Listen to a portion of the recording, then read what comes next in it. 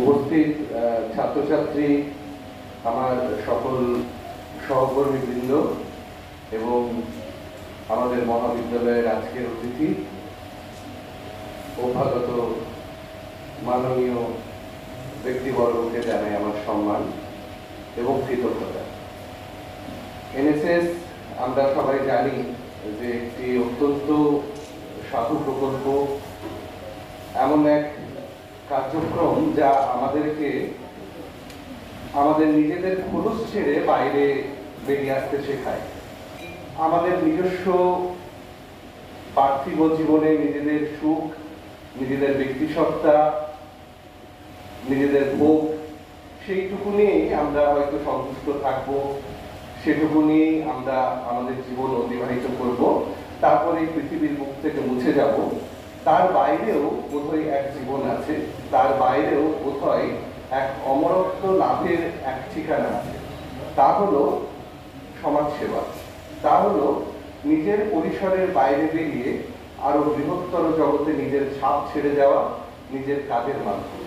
কিন্তু এনএসএস আমাদের শেখায়, এবং এই স্বেচ্ছাসেবিকাদের মাধ্যমে আমিও শিখলাম যে যে আবর্জনা হয়তো আমি ছড়াইনি, যে দুর্গন্ধ হয়তো আমার কৃতকর্মের ফল নয়, তা পরিষ্কার করা যায় আমার। তার কারণ যে সমাজে, যে পরিবেশে আমি বাস করছি, সেই বাস্তুতন্ত্রের প্রতি আমার এক দায় থেকেই যায়। কেননা যে পরিবেশ থেকে আমি নিঃশ্বাস গ্রহণ করছি, যে পরিবেশ থেকে আমি আমার বেঁচে থাকার রসদ সংগ্রহ করছি, সেই পরিবেশের প্রতি যদি আমি অবজ্ঞার দৃষ্টিতে আমি যদি তাকাই, তাহলে প্রকৃতিও কিন্তু সেই প্রতিশোধ একদিন নেবে, এবং প্রকৃতি তখন কিন্তু কোনো বাদ বিচার করবে না।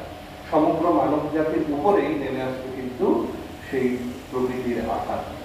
তাই নিজেদের সুখের জগৎ ছেড়ে, নিজেদের স্বাচ্ছন্দ্যের জগৎ ছেড়ে আমাদের মনে হয় মাঝে মধ্যে একটু বাইরে, সেই বৃত্তের বাইরে একটু পা রাখা দরকার। সেই নোংরাতে একটু নিজেদের হাত নোংরা করা দরকার। সেই দুর্গন্ধ মুক্ত করার জন্য নিজেদের জামাই একটু কালিমা লিপ্ত করা দরকার। যে শিক্ষা, যে বোধ আমাদের প্রায়শই অবলুপ্ত হয়ে যায় আমাদের চেতনা থেকে। কিন্তু এনএসএস আমাদের বারবার মনে করিয়ে দেয়, এবং আমাদের এনএসএস এর দুটি ইউনিটের দায়িত্বপ্রাপ্ত আধিকারিক যারা আছেন, ডক্টর উত্তম দাস এবং শ্রী চিন্ময় ঘোষ মহাশয়, তারা অত্যন্ত দক্ষতার সঙ্গে আমাদের প্রায়শই এই ধরনের অনুষ্ঠান অর্গানাইজ করে তারা আমাদেরকে মনে করিয়ে দেন, বরং চোখে আঙুল দিয়ে দেখিয়ে দেন যে আমাদের কি করা উচিত। योगस्थ कुरु कर्माणि संगं त्यक्त्वा धनंजय सिद्ध्या सिद्धौ समवत्वा समस्तং যোগ উচ্যতে। ব্যানারে লেখা আছে, দেখতে পাবে এই শ্লোকটায়, আমি গীতা থেকে পড়লাম। এখানে বলা হচ্ছে যে সমস্তং যোগ উচ্যতে, অর্থাৎ ব্যালেন্স রাখাটাই হচ্ছে যোগ, অর্থাৎ শরীর এবং মনের সঙ্গে যে ব্যালেন্স, এটাকে যোগ বলা হয়েছে। তো আজকের দিনে এইটা কিন্তু খুবই একটা বিপজ্জনক অবস্থায় আছে। এই যে স্যারকে বলতে হচ্ছে যে ছেলেগুলো চলে যাচ্ছে, আটকাও, বা অনেকে নিজের কথাতেই ব্যস্ত, স্যাররা কি বলছেন এই যে শুনছো না। ঠিক আছে, এটা তোমাদের দোষ নয়। গীতাতে কথা বলছে যে মন হচ্ছে সব থেকে বড় চঞ্চল। গীতার অভ্যাস যোগের 34 নম্বর শ্লোকে বলছে, চঞ্চলং হি মনঃ কৃষ্ণ প্রমাতি বলবৎ দৃঢ়ং তস্যাহং নিগ্রহং মন্যে বায়ুরিব সুদুষ্করম। অর্থাৎ বাতাসের থেকেও চঞ্চল হচ্ছে মন। কেন না, যদি বাতাসকে ঘরে ধরে দরজা জানালাগুলো লাগিয়ে দেওয়া হয়, তাহলে বাতাস কিন্তু এই ঘর থেকে যাবে না।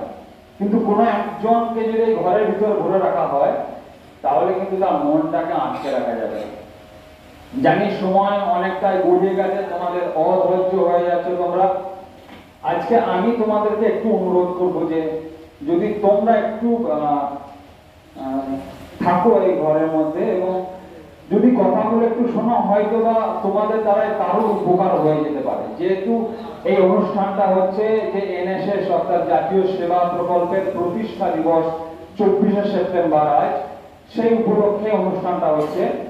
আমি এসেছি 5 হরিপদ গৌরীবালা কলেজ থেকে, যদিও আমার ডিপার্টমেন্ট সংস্কৃত। তবুও আমি এই যোগ ব্যায়ামের প্রতি, আয়ুর্বেদের প্রতি, ভারতের যে সংস্কৃতি তার প্রতি উদ্বুদ্ধ হই।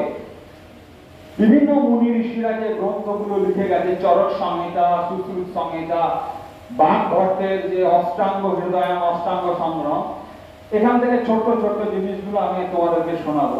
তো এই অনুষ্ঠানটা আজকে যেটা নেবো, যে আমি একটু দেখছো যে অনেকটাই টাইম অতিবাহিত হয়ে গেছে, তোমরা অধৈর্য হয়ে যাচ্ছ, অনেকের বা খিদে লেগেও গেছে হয়তো, বুঝতেই পারছি তোমাদের মুখগুলো দেখে, কারণ আমি এই জায়গায় আসার আগে আমি ওই জায়গাতেই ছিলাম, তোমাদের ওই জায়গাতে একদিনে এই জায়গাতে আসিছিলাম। তোমাদের মনের অবস্থাটা খুব ভালো করে বুঝি, কি বলতে চাই, তোমার বডি ল্যাঙ্গুয়েজ থেকেই বোঝা যায় কি বলতে চাইছে আসলে। তো সবাই যদি সবার মনের অবস্থাটা বুঝতে পারতো, তাহলে আজকে দুনিয়াটা অনেক চেঞ্জ হতে পারত। রিসেন্টলি আরজে করের যে ঘটনা ঘটে গেছে, তো আমরা দেখেছি যে চোখ, হাত, পা, কান সবার তো আছে, কিন্তু সবাই মানুষ নয়।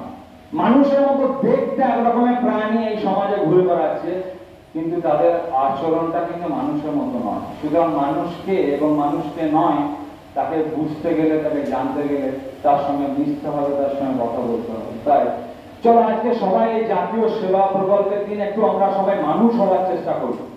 দেখতে তো আমরা অনেকে মানুষের মতো, কিন্তু আমাদের আচরণটা, আমাদের মনটা মনুষ্যতার প্রাণীর থেকেও নিচে। যে মনুষ্যতার প্রাণীর কথা বললে তারাও লজ্জা পাবে।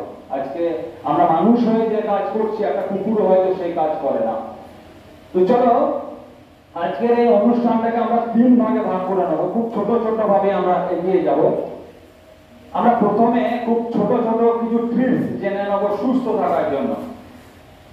প্রথমত ব্যাপার হচ্ছে, দেখো এই যে তোমরা পড়াশোনা করছো, অনেকে পরে চাকরি করবে, অনেকে পরে উঁচু জায়গায় যাবে, অনেকের মনে অনেকের ধারণা আছে যে আমার পয়সা করি এখন নেই, কিন্তু মূল ব্যাপারটা কি জানো?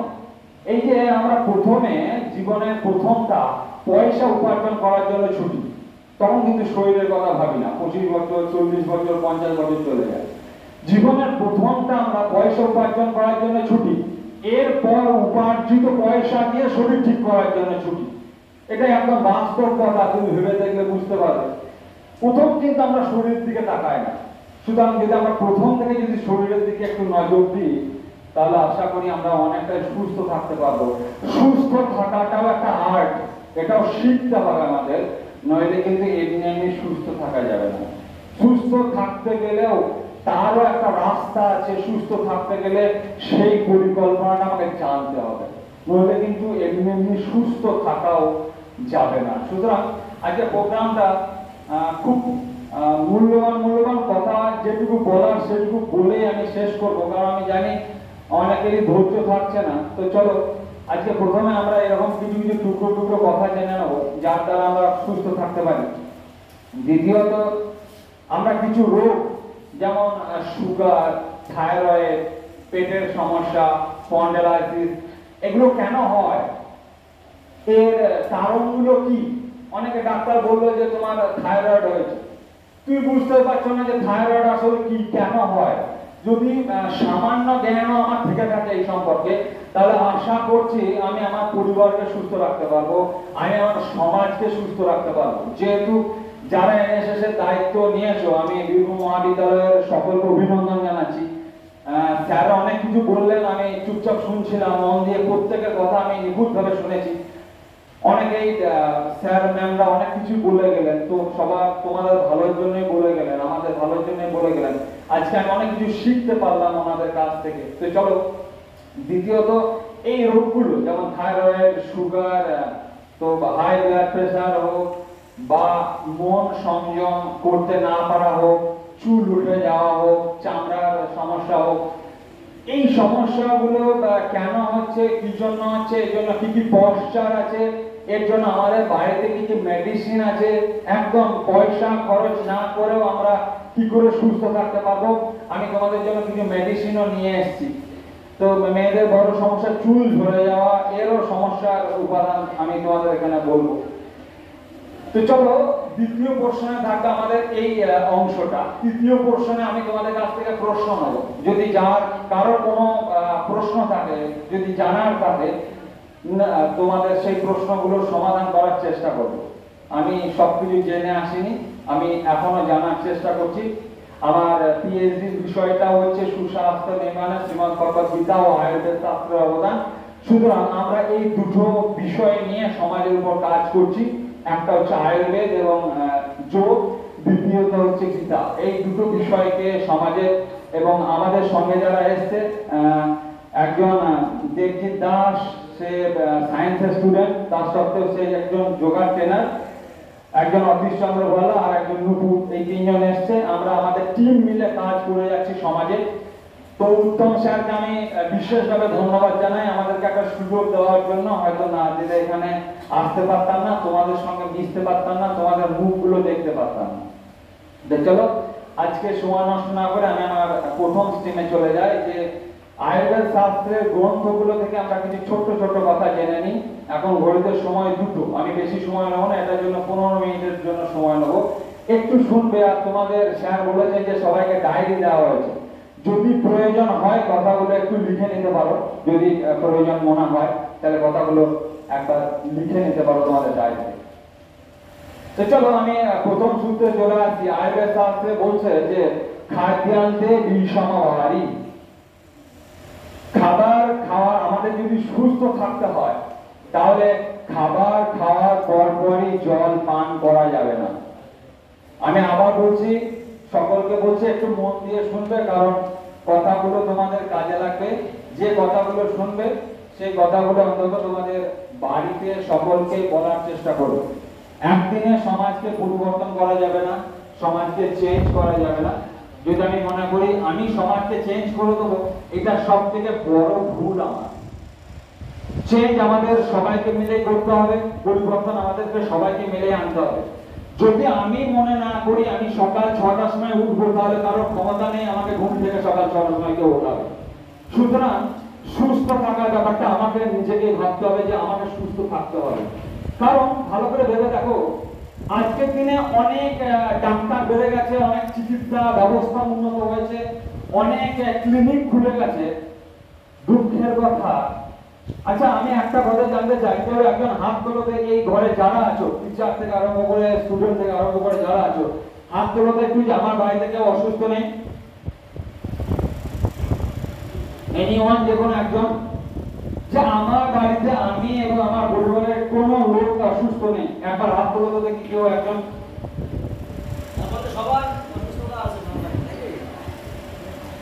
আসলে তোমরা এখানে শুধু এই মহাবিদ্যালয়গুলো নয়, আজকে আমরা লোকপাড়া মহাবিদ্যালয়ে গিয়েছিলাম কিছুদিন আগে, মল্লারপুর মহাবিদ্যালয়ে গিয়েছিলাম, নগর মহাবিদ্যালয়ে গিয়েছিলাম, তার সঙ্গে সঙ্গে অনেক স্কুলে আজকে আমরা এই অনুষ্ঠানে প্রোগ্রাম করছি। তো সেখানে কেউ হাত তুলতে পারেনি, এবং আমি আশা করি যে গোটা ভারতবর্ষে কেউ হাত তুলতে পারবে কিনা আমার সন্দেহ আছে। যে আমি সেই জন্য বলছিলাম, এখন ক্লিনিক অনেক বেড়েছে, ডাক্তার অনেক বেড়েছে। আমার বাড়ি 60 বলে জায়গায়, সাঁইথিয়ার কাছে, সেখানে এখন প্রত্যেক দিন প্রায় 25 থেকে 30টা ডাক্তার আছে, যেখানে আগে একটাও ডাক্তার আসতো না। কিন্তু মানুষও তত বেশি রুগী হয়ে যাচ্ছে। তাহলে তো ব্যাপারটা ব্যস্তানুপাতিক হওয়া উচিত ছিল। অর্থাৎ রোগ বেড়ে যাচ্ছে, মানে ডাক্তার বেশি হচ্ছে, ওষুধ বেশি আসছে, তারপর রোগ কমে যাওয়া দরকার ছিল। যত ডাক্তার বাড়ছে, যত ওষুধ বাড়ছে, আমাদের রোগও বেড়ে যাচ্ছে। সুতরাং সচেতনতা হওয়া খুব দরকার। বর্তমান দিনে যেভাবে রোগ খেয়ে আসছে, যদি আমরা সচেতন না হয় তাহলে আমাদের কিন্তু সম্মুখে সাংঘাতিক বিপদ নেমে আসছে।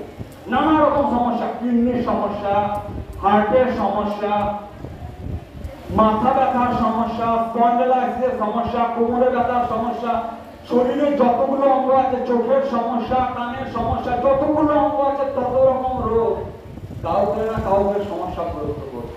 তাই আয়ুর্বেদ শাস্ত্রে সুস্থ থাকার জন্য কিছু ছোট ছোট নিয়মের প্রথম নিয়মটা আমি তোমাদের বললাম।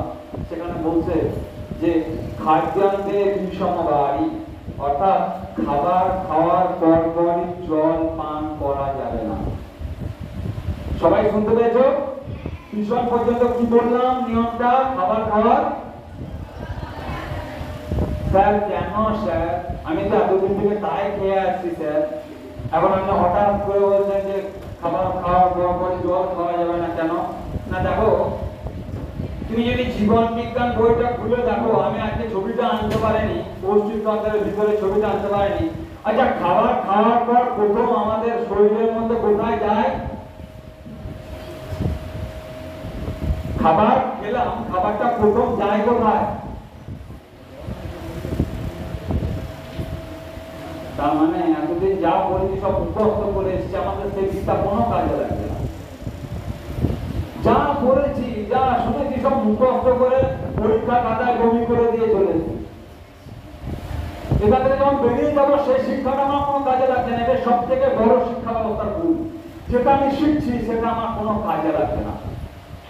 বীজগণিতের যে সূত্র আমি শিখেছিলাম আমার জীবনে কোনোদিন আজ পর্যন্ত কাজে লাগে, অথচ জোর করে ঠেলে ঠেলে আমাদেরকে শেখানো হচ্ছে, ঢোকানো হচ্ছে মাথা।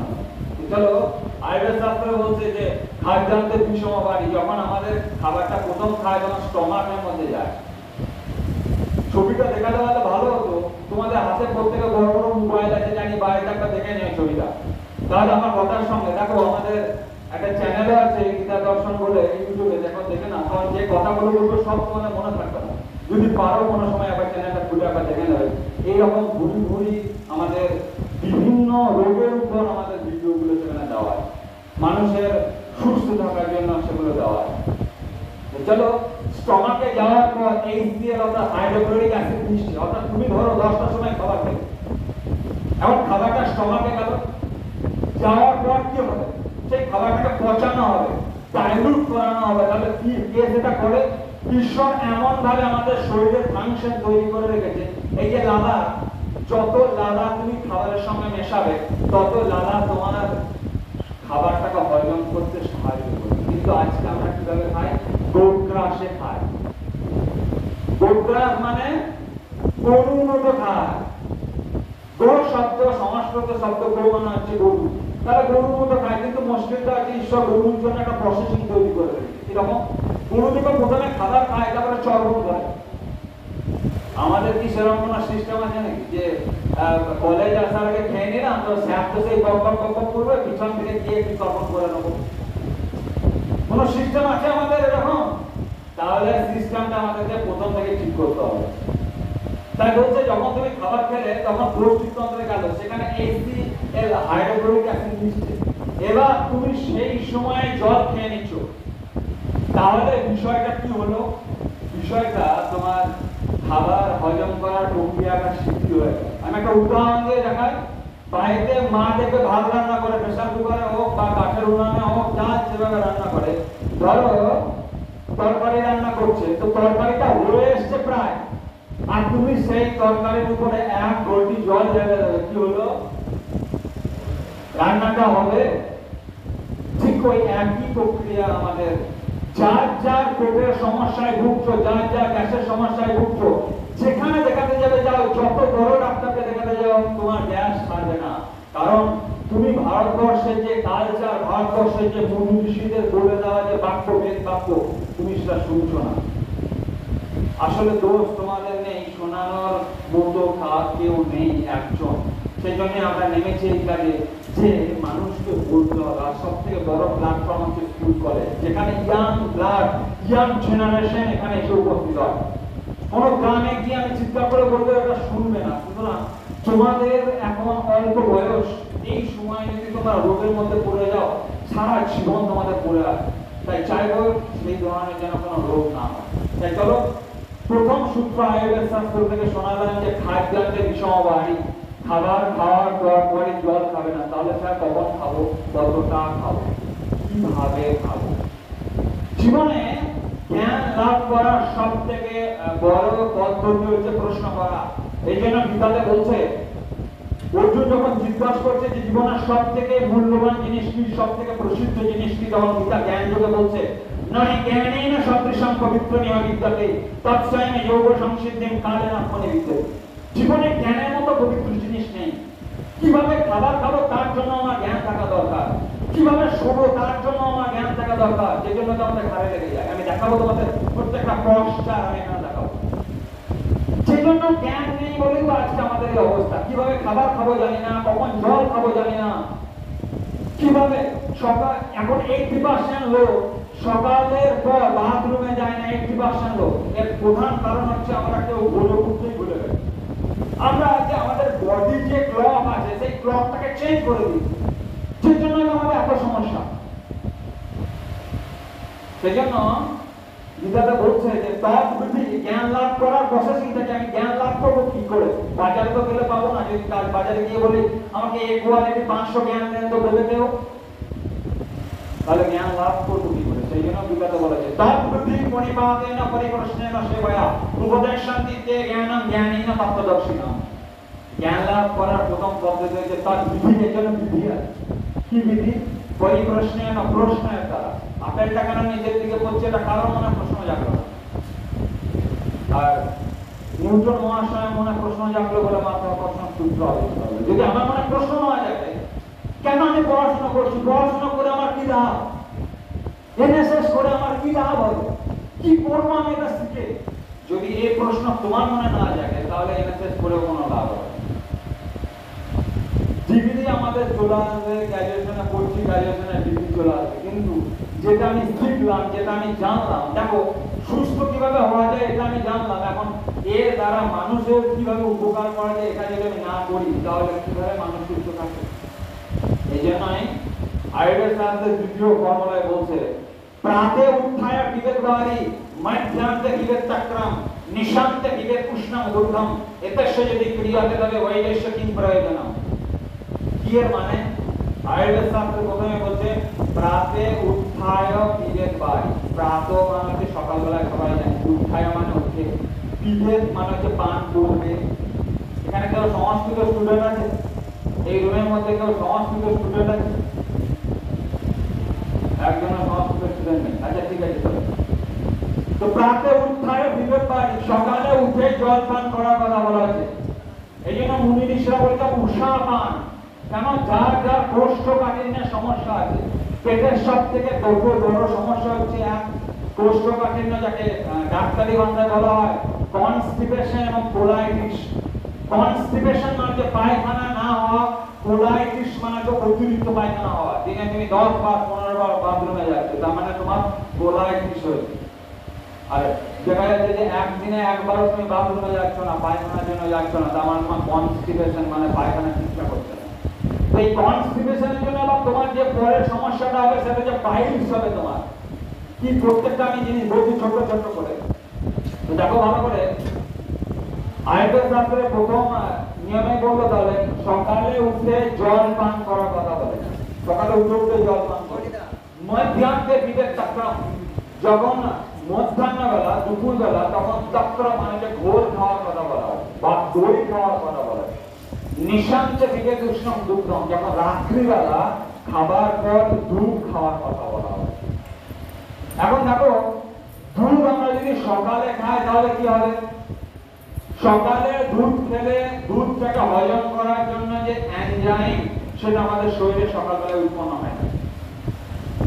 সেই জন্য বাচ্চা ছেলেদের প্রথমে সকালে উঠে দুধ খাওয়ানো হয়। এই জন্য বলবো আয়ুর্বেদ শাস্ত্রে বলছে যে সকালে উঠে জল পান করার কথা বলে। একদিনে মিনিমাম 3 লিটার জল পান করার কথা বলা হয়।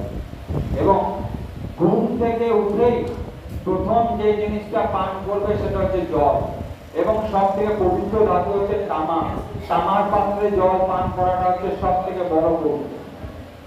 তো আয়ুর্বেদ শাস্ত্রের দ্বিতীয় নিয়মে আমাদের এই ধরনের কথা বলা হয়েছে। এবার চলো তৃতীয় নিয়মে চলে যায়।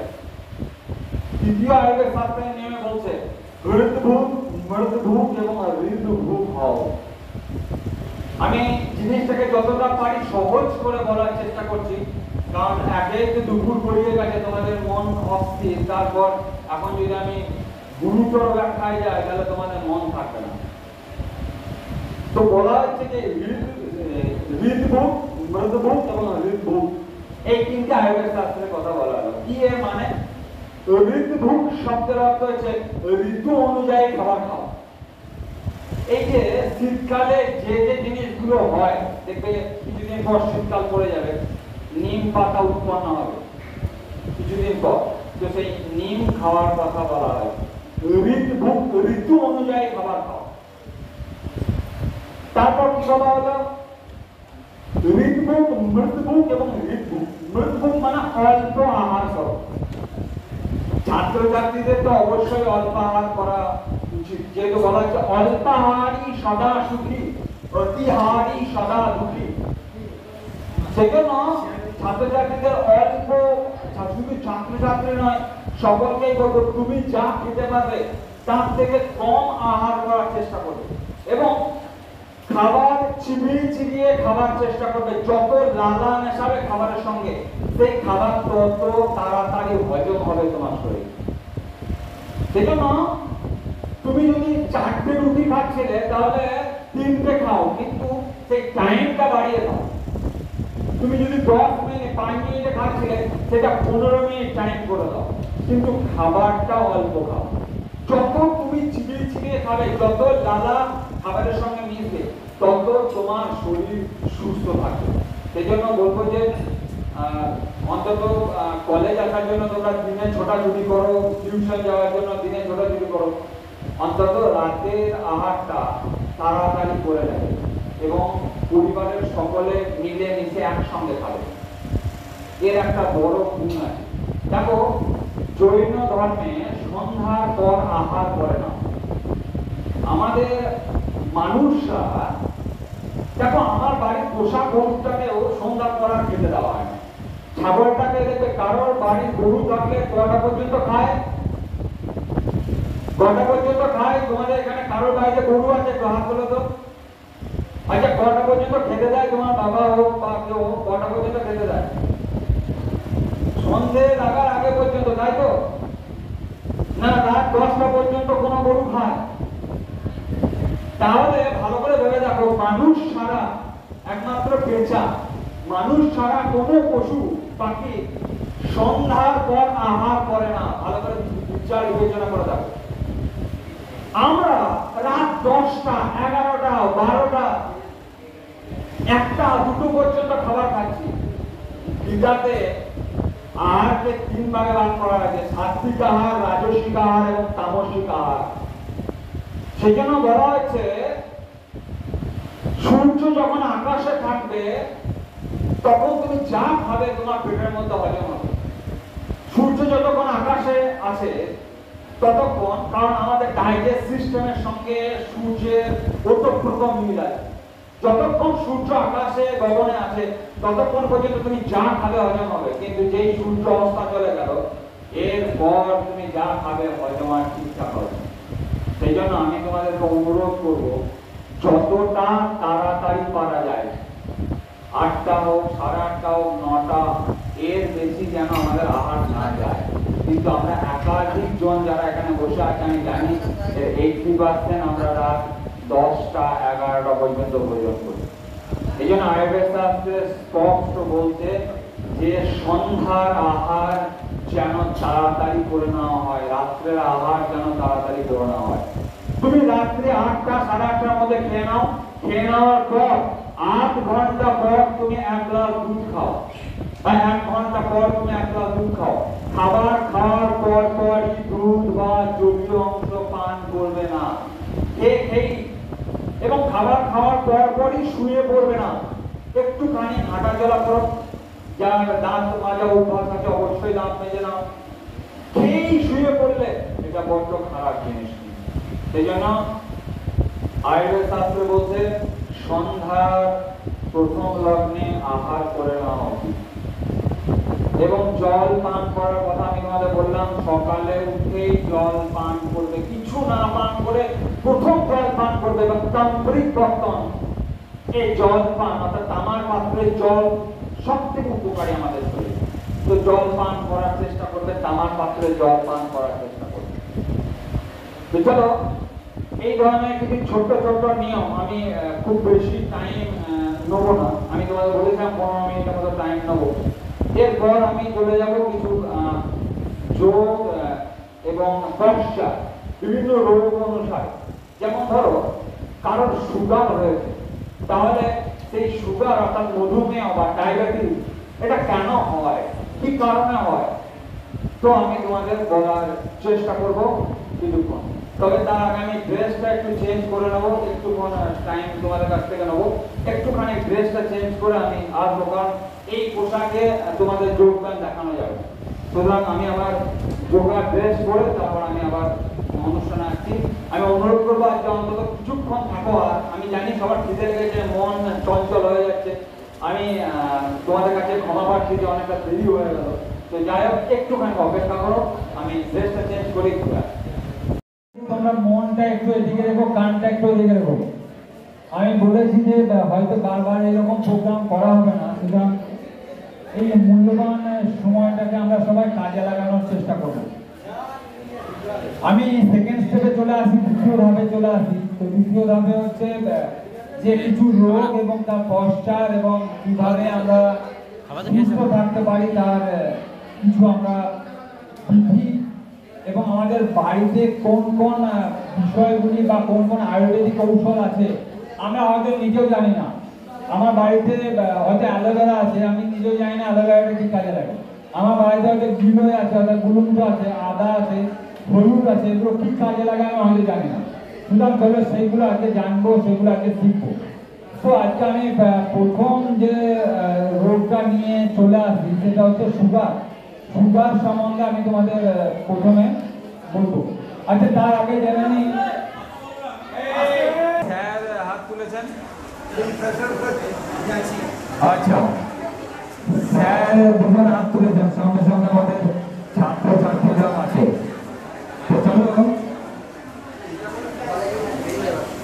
তো এই সুগার রোগ কেন হয় এবং এই সুগার রোগ থেকে বেরিয়ে আসার রাস্তা কি? আমি বললাম যে রোগ কিন্তু একদিনে হয় না। কেউ মোটা হয়ে যাচ্ছে, একদিনে কিন্তু মোটা হওয়া যায় না। রোগ ধীরে ধীরে আমাদের শরীরে বাসা বাঁধে। যদি তুমি সচেতন না হও তাহলে কিন্তু তোমার অবস্থা আরো খারাপ থেকে খারাপের দিকে যাবে। তো চলো, যারা যারা হাত তুলবে তাদের তাদের সুগার কত আছে আমাকে একটু বলতে পারবে? অর্থাৎ খাবার পরে সুগার 150 পর্যন্ত থাকা উচিত, খাবার আগে 100 থেকে 110, যাকে ফাস্টিং বলা হয়। তো কত সুগার আছে আমাকে একটুখানি বলতে পারবে? যে যে হাত তুলবে সুগারটা কত আছে? আচ্ছা ঠিক আছে, তোমরা একবার রিপোর্টটা একবার দেখে নিও কত সুগার আছে। চলো আমি মেন অনুষ্ঠানে চলে যাই, কেন সুগার হয়। আচ্ছা, আমার খালি গলায় শোনা যাচ্ছে? চলো, আমি এমনিতে অমাইক ভাবে কথা বলি। চলো, তো চলো, কেন সুগার হয় দেখো। আমাদের এই যে নাভি, তার বাঁ দিকে প্যানক্রিয়াস বা অগ্নাশয় বলে একটা গ্রন্থি আছে। সব স্পষ্ট শোনা যাচ্ছে? আশা করি শোনা যাবে। তো এই প্যানক্রিয়াস থেকে ইনসুলিন নামক হরমোন নিঃসৃত হয়। এই হরমোনের পরিমাণ যদি কমে যায় তাহলে আমাদের সুগার হবে। গল্প করে এসেছি, সুতরাং খুব তাড়াতাড়ি আমি জিনিসগুলো বলার চেষ্টা করছি। আমি আরেকবার বলে দিই, আমাদের নাভির বাম দিকে প্যানক্রিয়াস বা অগ্নাশয় বলে গ্রন্থি আছে, সেখান থেকে ইনসুলিন নামক হরমোন নিঃসৃত হয়। যদি এর পরিমাণ কমে যায় তাহলে আমাদের সুগার রোগ উৎপন্ন হয়। তাহলে কি করতে হবে? তাহলে আমি যদি আবার ইনসুলিনকে রিপ্রোডাক্ট করতে পারি আমার শরীরে, তাহলে বাইরে থেকে ইনসুলিন নেওয়ার প্রয়োজন হবে না। এমন কেউ আছে যে বাইরে থেকে ইনসুলিন নিতে হয় 5 ইউনিট, 10 ইউনিট, 15 ইউনিট, 20 ইউনিট। কারো এমন পেশেন্ট আছে যে বাইরে থেকে ইনসুলিন নিতে হচ্ছে। আপনাদের স্যার কত নিতে হয়? 60 ইউনিট, মানে সাংঘাতিক ব্যাপার। কারণ আপনার নিজেকেই তো, আপনার নিজেকেই নিতে হয়, মানে আপনার 60 ইউনিট ইনসুলিন নিতে হয় ইনজেক্টের দ্বারা। ভালো করে ভেবে দেখো, এই শরীরে কিন্তু ইনসুলিন আপনা থেকেই তৈরি হয়। কেউ যদি ভিক্ষা করে 100 টাকা পেয়ে যায় তাহলে সে আর পরিশ্রম করবে না।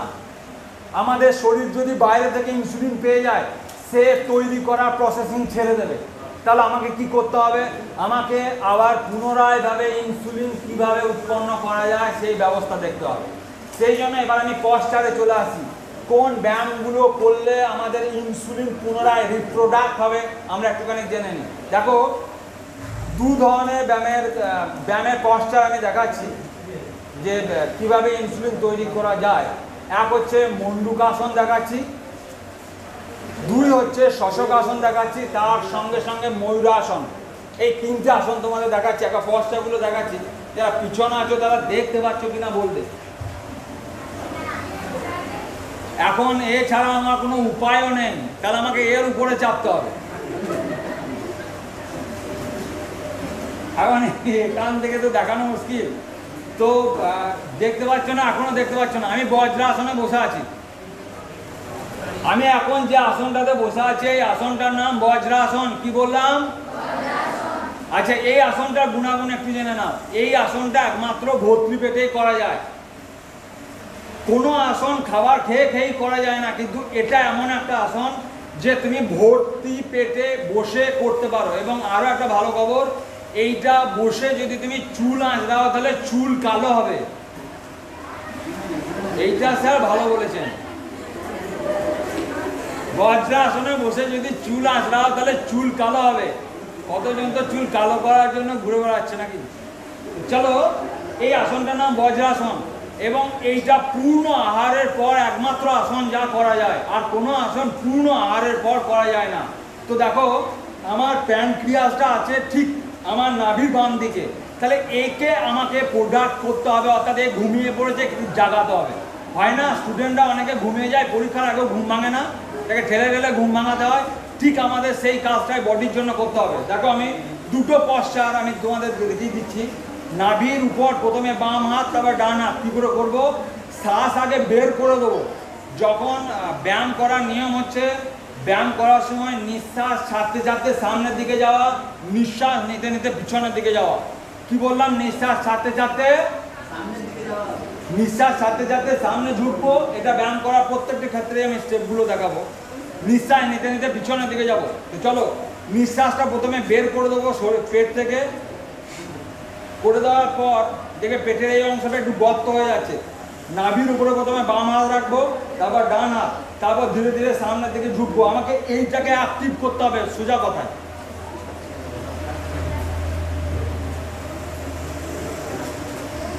ধীরে ধীরে নিঃশ্বাস নিতে নিতে পিছনের দিকে আসবো। আমি একটু তাড়াতাড়ি দেখাচ্ছি, কারণ অনেকগুলো পশ্চাৎ তোমাদেরকে দেখাবো, একটার জন্য বেশি সময় আমি নষ্ট করছি না। এটাই দ্বিতীয় নাম্বার পশ্চারেও করা যায়। নাভির বাম দিকে দুটো মুঠি হিসাবে দেখা যায় এবং নিঃশ্বাস ছাড়তে ছাড়তে সামনের দিকে, নিঃশ্বাস নিতে নিতে পিছনের দিকে, এই ব্যায়ামটা আমরা করতে পারি। তো দেখো, এই যে পশ্চারটা আমি তোমাদের দেখালাম, এইটার নাম কি বললাম? কার মনে আছে? বজ্রাসন। তো এইটা, আর আমি যে পশ্চারটা দেখালাম প্রথমে একবার নাম বলেছি, কার মনে আছে? মাইন্ড আমাদের কতটা চঞ্চল, ভালো করে ভেবে দেখো, কতটা দ্রুত আমাদের ছুটছে। এটার নাম কি বলেছিলাম? মণ্ডূকাসন। মণ্ডূক মানে ব্যাং, সংস্কৃততে ব্যাঙাসনও বলা হয় একে। তো চলো, এরপর দেখাচ্ছি শশকাসন। শশক মানে হচ্ছে খরগোশ, খরগোশের মতো আসন। যতগুলো পশ্চার আমি তোমাদের দেখাবো, কোনো একটা পশু পাখির নামে এগুলো নাম দেওয়া হয়েছে, কোনো একটা প্রাণী নামে নাম দেওয়া হয়েছে। তো চলো, এরপর শশক মানে হচ্ছে খরগোশ, খরগোশ আসন। নিঃশ্বাস ছাড়তে ছাড়তে সামনের দিকে যাব।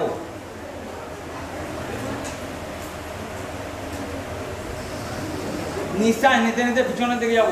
যাদের সমস্যা, যেমন স্যার বললেন 60 ইউনিট প্রায় নিতে হচ্ছে ইনসুলিন, 60 ইউনিট। এইটা দিন দিন বাড়তে থাকবে যদি কন্ট্রোল না করা হয়। কিন্তু আপনার কাকুর বয়স কত? 52, মানে অনেকটাই বয়স। সেই বয়সে গিয়ে ব্যায়াম আবার করা একটুখানি কঠিন, সংগ্রামের সঙ্গে। তো যাদের বয়স বেশি বজ্রাসনে বসতে পারবে না, তুমি যদি আমাকে এইভাবে 1 ঘন্টাও বসতে বলো, আমার কোনো সমস্যা নেই, কিন্তু তুমি যখন প্রথম করতে যাবে তুমি পারবে না, সমস্যা উৎপন্ন হবে তোমার যদি অভ্যাস না থাকে। তো দেখো, যাদের যাদের বয়স একটু বেশি হয়ে গেছে, এইভাবে বসতে পারবে না, তাদের জন্য আমি একটা পশ্চার দেখিয়ে দিচ্ছি, যোগ মুদ্রা আসন। নামগুলো মনে রাখবে পশ্চারে। যদি মনে না থাকে, আমাদের চ্যানেলে গিয়ে একবার শুনে নিতে পারো। ভিডিওটা কালকের মধ্যেই আমরা দেবো, এই ভিডিওটা একবার শুনে নিতে পারো। দেখো, যোগ মুদ্রা আসন, পদ্মাসনে বসবো আমরা। এরপর যে বাড়িতে যখন যাবে সবাই, মেরুদণ্ড সোজা করে বসবে। আজকের দিনে আমাদের কারোর মেরুদণ্ড সোজা নেই, সব বেঁকে গেছে। L4 L3 গন্ডগোল হয়ে গেছে সবার। কোনো ব্যক্তির মেরুদণ্ড সোজা নেই, সব মেরুদণ্ড বেঁকে গেছে। তাই তোমাদেরকে বলবো, যখন বসবে মেরুদণ্ড সোজা করে বসবে, স্পন্ডেলাইসিসের সমস্যা হবে না। স্পন্ডেলাইসিসের ব্যাপারে আমি আসছি, এরপরেই স্পন্ডেলাইসিসের ব্যাপারে আসছি আমি। চলো, যখন বসবে মেরুদণ্ড সোজা করে বসবে, যে জায়গায় বসবে মেরুদণ্ড সোজা করে বসবে। তো মেরুদণ্ড সোজা করে বসে পশ্চারটা কিন্তু সে একই রকম। কিরকম? নিঃশ্বাস ছেড়ে দিয়ে প্রথমে বাঁ হাত দিলাম, তারপর দেখো ডান হাত দিলাম এবং সামনের দিকে ঝোঁকা, আস্তে আস্তে আবার পিছনের দিকে আসা। এই আসনটার নাম হচ্ছে যোগ মুদ্রা আসন। আমার আর এক ভাই আছে দেবজিৎ, আমি দেবজিৎকে বলবো যে ময়ূরাসনটা একবার এখানে করার জন্য। ময়ূরাসন এখানে একটা করে থাকবে, ময়ূরাসনটা ও করবে, একবার তোমরা দেখবে। এই যে আসনটা ও এখন করবে, এও একজন যোগা ট্রেনার, এ সায়েন্সের স্টুডেন্ট, এর সঙ্গে সঙ্গে যোগ করেছে। এখন যে আসনটা করছে সেটার নাম ময়ূরাসন বা ময়ূরী আসন। দেখো ঠিক এই যখন পশ্চারটা করছে, ভালো করে দেখো, প্যানক্রিয়াসের উপর চাপ পড়ছে এবং ইনসুলিন এখান থেকে বেরিয়ে রিপ্রোডাক্ট হবে এই অংশে। এই ব্যায়ামটার নাম ময়ূরাসন। এই যে পশ্চারটা এখন করছে চলছে, তো এই আসনটার নাম হচ্ছে ময়ূরাসন। তো যাদের যাদের সুগার আছে, আমি বারবার বলবো যে এই পশ্চারগুলো করার জন্য অবশ্যই তোমরা এই পশ্চারগুলো করবে। অনেকেই ভাবছো টিফিন পেয়ে গেছে আর থাকার কি দরকার। আমি তোমাদেরকে আবার বলছি, দুদিন পরে শরীর খারাপ হবে, ডাক্তারখানায় যাবে। যদি আমরা রোগী হয়, যদি আমরা শরীর অসুস্থ হয়, তাহলে কত কত সমস্যা দেখো। আমি মেনে নিচ্ছি যে তোমাদের বাড়িতে হয়তো তুমি যদি কালকে অসুস্থ হয়ে যাও, তোমার কি কি সমস্যা আসবে দেখো। প্রথম হবে অর্থ নষ্ট, দ্বিতীয় হবে সময় নষ্ট, চতুর্থ হবে মানসিক পরিস্থিতি নষ্ট। তোমাদের কারোর বাড়িতে কোনো একজন যদি অসুস্থ হয়, বাকি সবার মেন্টালি সমস্যা হয় কি হয় না বলো আমাকে? তাহলে আমাদের বাড়িতে একজনও যদি সমস্যাগ্রস্ত হয়, তার জন্য আমরা সবাই ভুগি। তাহলে আমাদেরকে চেষ্টা করতে হবে আমাদের পরিবারের সবাই সুস্থ থাকে, আমাদের গ্রামের সবাই সুস্থ থাকে, আমাদের সমাজে সবাই সুস্থ থাকে। আর বিশেষ করে এটা এনএসএস এর প্রোগ্রাম, তোমরা সেবা প্রকল্পের কাজ করছো, সুতরাং আজকে একটু কষ্ট না হয় করলে আমি তোমাদের জন্য একটুখানি বলবো যে একটুখানি কষ্ট করো, তাহলে অনেক কিছু শিখতে পারবে অন্তত যাওয়ার সময় বলবো। চলো দ্বিতীয় পশ্চারে চলে আসি, যে মোটা হয়ে যাওয়া। যদি আমরা মোটা হয়ে যাই, প্রথমত হচ্ছে শরীর একটা বেঢপ লাগে দেখতে, কোনো পোশাক ঠিকঠাক পরা যায় না, মান সম্মানের ব্যাপার কোনো জায়গায় যেতে গেলে। এখন কেউ কেউ পাতলাও আছে, অনেকে ভাবছে আমি তো পাতলা, তাহলে আমি কি করবো? তার জন্য আসছি, মোটা কাজটা সারিয়ে নিয়ে পাতলাতে আসছি। ঠিক আছে, মোটাগুলোকে একটু ঠিক করে নিয়ে তারপর পাতলাতে আসছি। তো চলো, মোটা হয়ে যাওয়ার প্রধান কারণ হচ্ছে কোলেস্ট্রল জমে যাওয়া আমাদের শরীরের মধ্যে। আমরা যে এখন তেল খাচ্ছি, এই তেলের মধ্যে বেশিরভাগ দেখবে রিফাইন্ড অয়েল। রিফাইন্ড অয়েল মানে কি? পরিশুদ্ধ তেল। পরিশুদ্ধ তেল মানে কি? যে সরষের তেলটা উৎপন্ন হয় তার মধ্যে আবার কেমিক্যাল মিশিয়ে তাকে পাতলা করা হচ্ছে, ডবল রিফাইন্ড, ট্রিপল রিফাইন্ড, 3 বার পরিশুদ্ধ করছে। মানে সেই তেলে খাদ্য গুণ বলে আর কিছু থাকে না। সাধারণত তেলের মধ্যে যে গুণগুলো থাকে, HDL high density lipoprotein, LDL low density lipoprotein, VLDL এই উপাদানগুলো তেলের মধ্যে থাকে। তো HDL এটা আমাদের শরীরে কাজে লাগে, আমাদের উপকারী। এই কোলেস্ট্রলটা হচ্ছে আমাদের শরীরে উপকারী। কিন্তু যখন তোমার মধ্যে VLDL জমতে থাকবে, তখন তোমার মধ্যে কোলেস্ট্রল জমবে। এখন তোমার শরীর যদি মোটা হয়, আমার শরীর যদি মোটা হয়, কোন কোন জায়গায় ফ্যাট জমবে? শরীরের 2 দিকে ফ্যাট জমবে, পেটের মধ্যে ফ্যাট জমবে, পিঠের এই সাইডটা ফ্যাট জমবে, পায়ের মধ্যে ফ্যাট জমবে, কাঁধের এই সাইডটা ফ্যাট জমবে। এবং এই ফ্যাট কিন্তু একদিনে জমে না। কি করে জমে তাহলে সেটা দেখো, একটা প্র্যাকটিক্যাল উদাহরণ দেখায়। যাদের যাদের বাড়িতে রান্নাঘরটাতে স্লেট পাথর বসানো আছে, ভালো করে দেখবে তেল চিটচিটে বেঁধে দেয়, দেখেছো? এই তেল চিটচিটে একদিনে হয় না, কিন্তু ধীরে ধীরে ধীরে ধীরে লেয়ার জমতে থাকে ওই স্লেট পাথরের উপর। ঠিক তোমার আমার শরীরের মধ্যেও একই জিনিস হয়। তুমি যখন কোলেস্ট্রল জিনিস বেশি খাচ্ছ, তেল জাতীয় জিনিস, রাস্তায় বা মানে বাজারের ভিতরে যে সমস্ত জিনিসগুলো আমরা ফাস্ট ফুড যেগুলো কিনে নিয়ে চলে আসছি, খেয়ে নিচ্ছি, এখানে ব্যাড কোলেস্ট্রলগুলো। এবং এই যেসব দোকানগুলোতে দেখবে সিঙ্গারা ভাজে, চপ ভাজে, এই যে তেল, এই তেলটাকে বলা হয় ট্রান্স স্যাচুরেটেড তেল। দেখবে 22 বছর ধরে সেই তেলটার বয়স চলে আসছে। যেদিন দোকান খুলেছিল সেদিন শুরু করেছিল, আজও সেই তেল চলে আসছে। মানে খানিক কমে গেলেই তো আবার ঢেলে দেয়, তেলটা চেঞ্জ করে না, খানিক কমে যাচ্ছে আবার ঢেলে দিচ্ছে।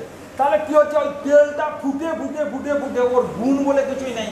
এবার যেই তোমার শরীরে ঢুকবে অগ্নি তোমার শরীরকে খারাপ করতে আরম্ভ করবে। সেই জন্য এই জাতীয় খাবারের হাত থেকে সরে এসো।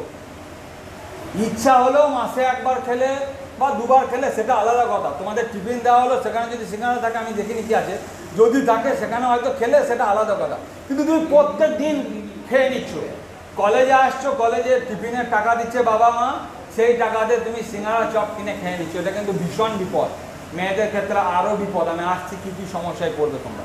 তো চলো, কোলেস্ট্রল কিভাবে কমানো যায়, ফ্যাট কিভাবে কমানো যায়, তার কিছু পশ্চার আমি তোমাদেরকে আজকে দেখিয়ে দিচ্ছি। শরীরের এই সামনের এবং পিছনের ফ্যাট কমানোর জন্য যে পশ্চারগুলো তোমরা করতে পারো, সেটা হচ্ছে নিঃশ্বাস নিতে নিতে পিছনের দিকে, তোমাদের বলেছিলাম ছাড়তে ছাড়তে সামনের দিকে এবং নিতে নিতে পিছনের দিকে যাবো।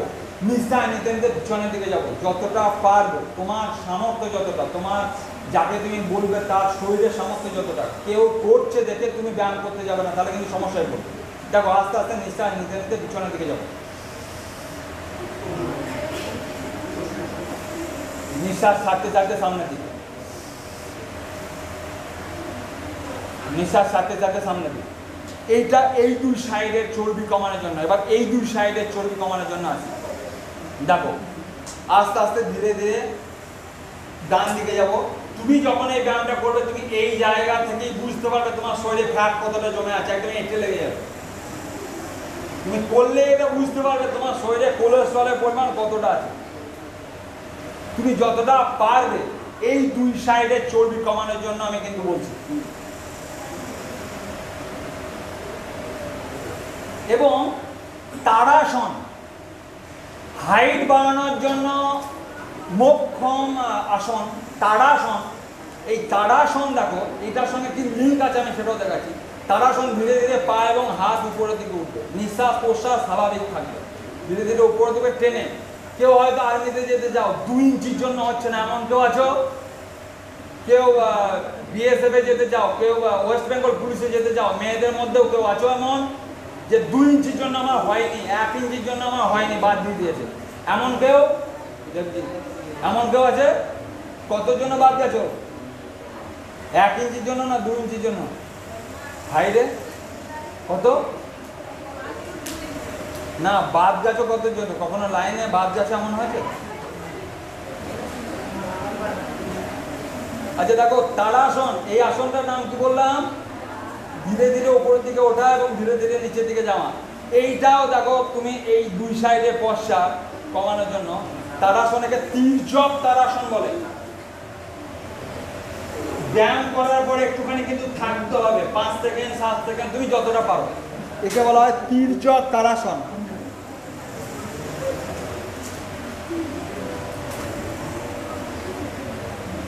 এবার দেখো, তোমাদের পেটের চর্বি কমানোর জন্য মোক্ষম যে আসনটা দেখাচ্ছে, দেখো সিট আপ। এইটা ব্যায়াম চর্বি কমানোর মোক্ষম।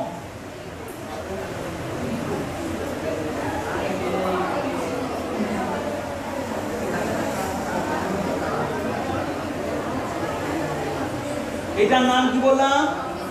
Sit up. তুমি 50 60 যতবার পারো করবে। যার যার কোলেস্ট্রল বেশি আছে, মোটা বেশি হয়ে যাচ্ছে, একটা ব্যায়ামের শুধু একটা গুণ নেই, অনেক গুণ আছে। আমি মেন গুণগুলোর জন্য আমি তোমাদের বলছি, একটা গুণ দেখো। এরপর আর একটা পশ্চাৎ তোমাদের দেখাচ্ছি, সিট আপ। একটুখানি কঠিন হবে এটা, যে পারবে করে নেবে।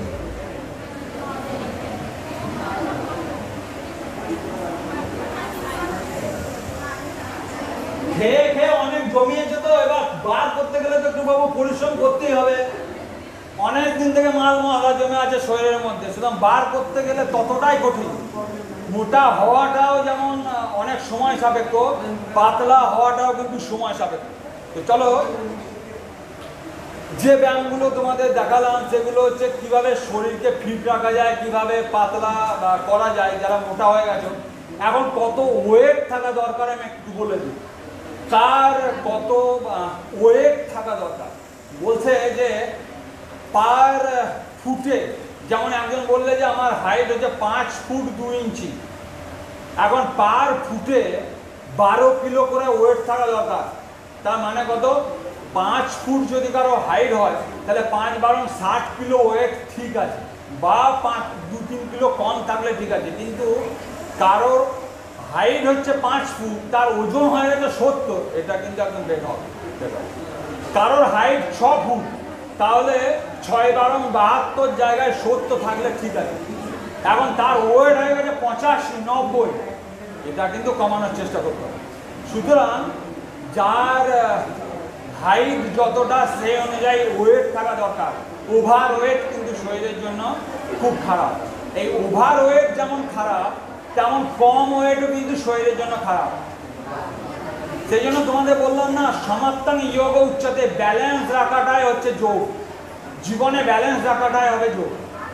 তো চলো, মোটা যারা যারা ভাবছো যে পাতলা হবো, পুজোর আগে শরীরটাকে একটু ফিট করে নেবো, তাদেরকে আমি অনুরোধ করবো যে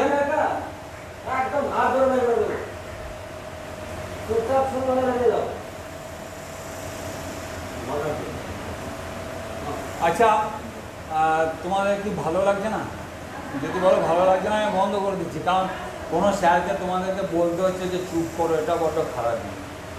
আচ্ছা, তোমাদের এই কথাগুলো বারবার বলতে ঢুকে যাও, যারা যারা ঢুকবে তারা ঢুকে যাও। যাদের দেখো, তোমাদের এই যে আমাকে নিয়ে এসছে, তোমাদের ভালোর জন্য না খারাপের জন্য? নয় জ্ঞানেন সদৃশং পবিত্র নিমা বিদ্যাতে, জ্ঞান দরকারের জন্য, তোমাদের ভালোর জন্য তো নিয়ে এসছে। এটা কি শুধু স্যারের ভালো হবে বা মঙ্গল হবে এমন কিছু আছে নাকি যে স্যার ডেকে নিয়ে এসছে শুধু স্যারের উপকার হবে? তো চলো, আমি দেখালাম তোমাদের সুগারের জন্য, আমি দেখালাম তোমাদের মোটাপার জন্য।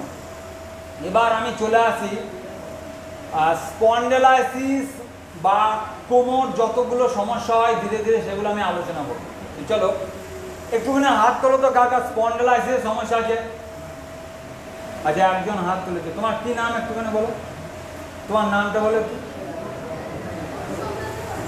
সোমদত্তা হাত তুলেছে, স্পন্ডেলাইসিসের সমস্যা। যখন একজন হাত তুলবে বা কিছু বলার চেষ্টা করবে, পাশের জন হাসবে না, এটাই সব থেকে খারাপ জিনিস। তোমার ওই হাসির জন্য সে তার সমস্যাটা আমাকে আর বলবে না। সমস্যাটা যেমন ওর সঙ্গে সঙ্গে অনেকের এরকম সমস্যা, কেউ হয়তো লজ্জার জন্য বলছো না, সেই জন্য যখন ও বলতে চাইছে কিছু, তখন পাশের জন হাসবে না। তোমার সমস্যাটা তুমি আমাকে বলো যে এই আমার সমস্যা হচ্ছে। তো চলো, স্পন্ডেলাইসিসে আর কার সমস্যা আছে? লজ্জা করলে কিন্তু রোগ ঠেকানো যাবে না। তো চলো, স্পন্ডেলাইসিস দু ধরনের হয়। তো এই একটা হচ্ছে ঘাড়ের সমস্যা, একটা হচ্ছে কোমরের সমস্যা। তো সার্ভিক্যাল স্পন্ডেলাইসিস এবং লাম্বা স্পন্ডেলাইসিস। লাম্বা স্পন্ডেলাইসিস কোমরেরটাকে বলা হয়, সার্ভিক্যাল স্পন্ডেলাইসিস ঘাড়েরটাকে বলা হয়। তো কেন এই স্পন্ডেলাইসিস হয়? যারা যারা বাইক চালাও, কোন কোন ছেলেরা বাইক চালাও অত্যাধিক? কোন কোন ছেলেরা বাইক অত্যাধিক চালাও? স্যার, এই হলের সামনে সবাই আছে, কি করে আমি হাত তুলে বলবো যে বাইক চালাই? আচ্ছা চলো, যে যে চালাও বা স্যারদেরকেও বলবো, যারা হয়তো অনেক দূর থেকে কলেজে আসছেন, তাদেরকে বলবো যে শরীরের প্রতি যত্ন নিন, নইলে কিন্তু এই বডিতে যে অঙ্গগুলো আছে, পার্টসগুলো আছে, এগুলো খুব মূল্যবান পার্ট। সেটা হার্ট হতে পারে, সেটা কিডনি হতে পারে, আমাদেরই অযত্নের কারণে সেগুলো নষ্ট হতে পারে, নষ্ট হয়ে যায়। একটা হার্ট যতক্ষণ পর্যন্ত পারে চেষ্টা করে আমাকে বাঁচানোর জন্য, সে যখন আর পারে না তখন হার্ট ফেল করে। হার্ট এমনিতে ফেল করে না, সে চেষ্টা করে যত দূর পারা যায়। কিন্তু কেউ যদি বিড়ি সিগারেট মদ গাঁজা খেয়েই যায়, তাহলে কতক্ষণ সেই অঙ্গটা আর সহ্য করবে? একটা মাত্রা থাকা দরকার, শরীরের অঙ্গগুলোকে বাঁচানোর জন্য একটা মাত্রা থাকা দরকার। সেই জন্য দেখো, চলো আমি স্পন্ডেলাইসিসের সমস্যায় চলে আসি। ঘাড়ের সমস্যাকে বলা হয়, আর কোমরের সমস্যা লাম্বা স্পন্ডেলাইসিস। এই পেটের, তো এই কোমরের এবং ঘাড়ের দুটো সমস্যার কথাই আমি বলবো একে একে। দেখো, আমি ঘাড়ের স্পন্ডেলাইসিস যদি কারোর হয়ে থাকে, তোমার ঘাড়ের না সোমদত্তা, ঘাড়ের না কোমরের? কোমরের সমস্যা হয়। কি কি সমস্যা হয়? বসতে সমস্যা হয়, মানে বসলেই ব্যথা অনুভব হয় প্রচণ্ড। ডাক্তার কিছু দেখিয়েছিলেন? কোনো সেরেছে? আমি চাইবো আর কারোর অবস্থা যেন সন্দত্তার মতো না হয়। ঘরে আগুন লেগে গেলে তখন আর জল কোথায় আছে ছুটে আর কি লাভ হবে। ঘরে আগুন লাগার আগে জল রেডি করে রাখো, যাতে আগুন লাগলে আমি নেভাতে পারি। শরীর খারাপ হয়ে গেলে তোমার আর ছোটাছুটি করে কি হবে, সেই জন্য আগে থেকেই ব্যবস্থা রাখো আমার শরীরটা যেন সুস্থ থাকে। তোমার যত্ন তোমাকেই নিতে হবে তোমার শরীরে। তো চলো, সোমদত্তা বললো কোমরের সমস্যা, বসলে যন্ত্রণা হয়, নানা রকম সমস্যা। এখন কোনো রোগ যদি কারোর না হয় তাহলে বুঝবে না তার জ্বালা কতটা, সামান্য পা তোলাটাও কতটা রিস্ক, কতটা কঠিন অবস্থা। সামান্যখানি পা তোলাটাও, যা কোমরে বেদনা হয়েছে সেই বুঝে, সামান্যখানি পা তোলাটাও কতটা সমস্যাজনক। তো চলো, ওই যার যার ঘাড়ের সমস্যা হয়নি এখনো তাদেরকে বলবো এই পশ্চাগুলো দেখো তো, ওখানে বসে বসে করতে পারছো কিনা। প্রথমে বাঁ থেকে ডান দিকে ধীরে ধীরে ঘোরানো। আমি কয়েকটা পশ্চার দেখিয়ে দিচ্ছি। প্রথমে বাঁ থেকে ডান দিকে ঘোরানো, আমি একটু তাড়াতাড়ি দেখাচ্ছি। ডাইনে থেকে বাঁয়ের দিকে ঘোরানো। এরপর আস্তে আস্তে মাথাটাকে উপরের দিকে নিয়ে যাওয়া। তুমি ডাক্তারখানা গেলে এই পশ্চাগুলো দেবে যার যার স্পন্ডাইটিসের সমস্যা হবে। আর দেখবে স্পন্ডাইটিস সমস্যা হলে এখানে বেল্ট দিয়ে স্টেবল করে দেওয়া হয়, যাতে এখানে নড়াচড়া না হয়, স্টেবল করে দেওয়া হয়। অ্যাকচুয়ালি আমাদের এই যে পিছনের দিকে সুষমনা কাণ্ডটা আছে, ভালো করে দেখো, এখানে 33 জোড়া ভার্টিকা আছে। এই ভার্টিকাগুলোর মধ্যে স্পেস আছে সামান্য। আমি ছবিটা দেখাতে পারলে ভালো হতো। যখন তুমি বাইক চালাচ্ছ বা কোনো সমস্যার জন্য জোর আঘাত হচ্ছে, তখন কী হচ্ছে, যদি এই 33 জোড়া ভার্টিকার মধ্যে কোনো জায়গায় স্পেস কমে যায়, তখনই যন্ত্রণা আরম্ভ হয়। স্লিপ ডিস্কও হতে পারে এর জন্য, অর্থাৎ কোনোটা অর্থাৎ বেরিয়ে যাওয়া একটা অংশ থেকে, সেটা অপারেশনের পর্যায়ে চলে যায়। তো আমি বারবার বলবো যে এই স্পাইনকে যদি ঠিক না রাখো, তাহলে কিন্তু মেরুদণ্ডকে যদি সোজা না রাখো, তাহলে কিন্তু খুব সমস্যা। সেই জন্য কী কী সচেতনতা আমাদের নিতে হবে দেখো। প্রথমে আমি তোমাদের দেখালাম ঘাটটাকে বাঁয়ে থেকে ডাইনে ঘোরানো, ডাইনে থেকে বাঁয়ে ঘোরানো, মাথাটাকে আস্তে আস্তে উপরের দিকে নিয়ে যাওয়া, নিচের দিকে নিয়ে আসা, এবং নিজের হাতকে প্যারালালভাবে কানের পাশে রাখা। এই মাথা দিয়ে হাতকে ফিরবে, হাত দিয়ে মাথাকে ফিরবে, কেউ কারো জায়গা থেকে সরে যাবে না। মাথা দিয়ে হাতা, এই হাত দিয়ে মাথাকে ফিরবে আর মাথা দিয়ে হাতকে ফিরবে।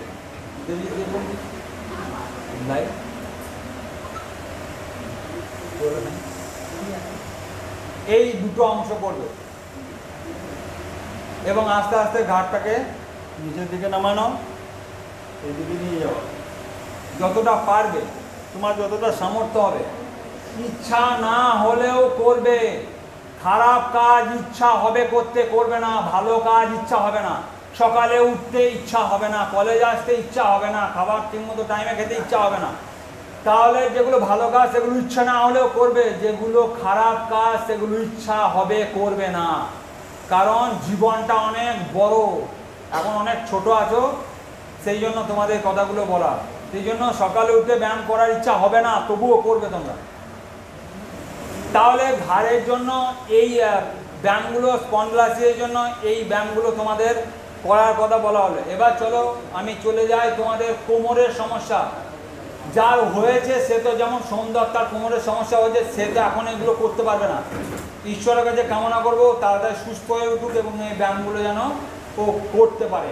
তোমাদের যাদের কোমরের এখনো সমস্যা হয়নি তাদেরকে আমি অনুরোধ করব, এই পশ্চারগুলো এখন যেগুলো আমি তোমাদেরকে দেখাচ্ছি, এগুলো যেন অবশ্যই তোমরা করবে। তো চলো, কোমরের সমস্যার জন্য দেখো, চাক্কি পেশা। আগেকার দিনে মায়েরা দেখবে চাল ভাঙতো বা গম ভাঙতো, ধীরে ধীরে কোমরটাকে আস্তে আস্তে সামনের দিকে নিয়ে যাওয়া এবং পিছনের দিকে নিয়ে আসা। ধীরে ধীরে যতটা পাচ্ছ, ক্লক অনুযায়ী এবং অ্যান্টি ক্লক অনুযায়ী, অর্থাৎ সমানভাবে এবং বিপরীত দিকে যতবার পারবে, ক্লক অনুযায়ী এবং অ্যান্টি ক্লক অনুযায়ী। 10, 15, 20 তোমার সামর্থ্য মতো। পেটের চর্বিও এর দ্বারা কমবে।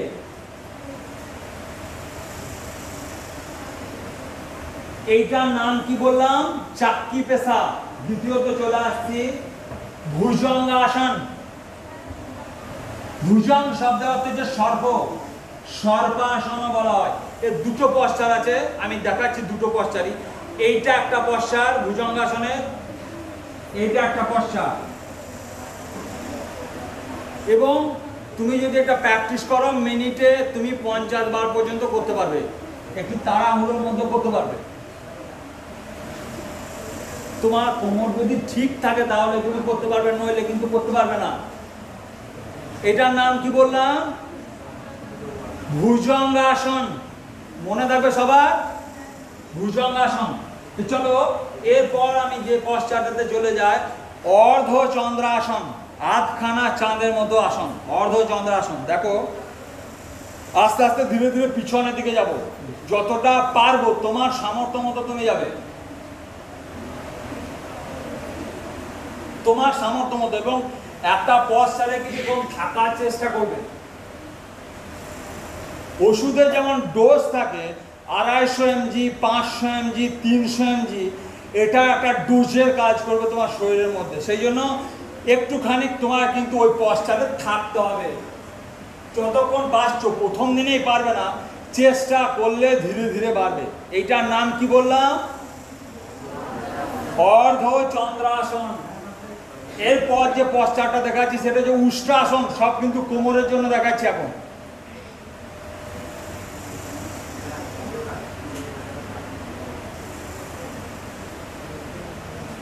এইটার নাম কি বললাম?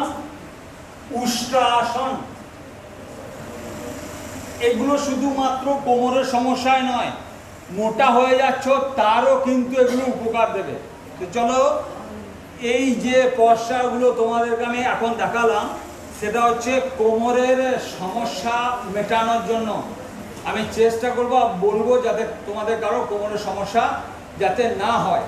এবার চলো আমি চলে যাচ্ছি থাইরয়েডের জন্য। আমি একটু তাড়াতাড়ি বলছি, কারণ না বললে শেষ করতে পারবো না। কে কে এমন আছো যে থাইরয়েডের সমস্যায় ভুগছো? থাইরয়েডের সমস্যায় কারো পরিবারের কোনো সমস্যা?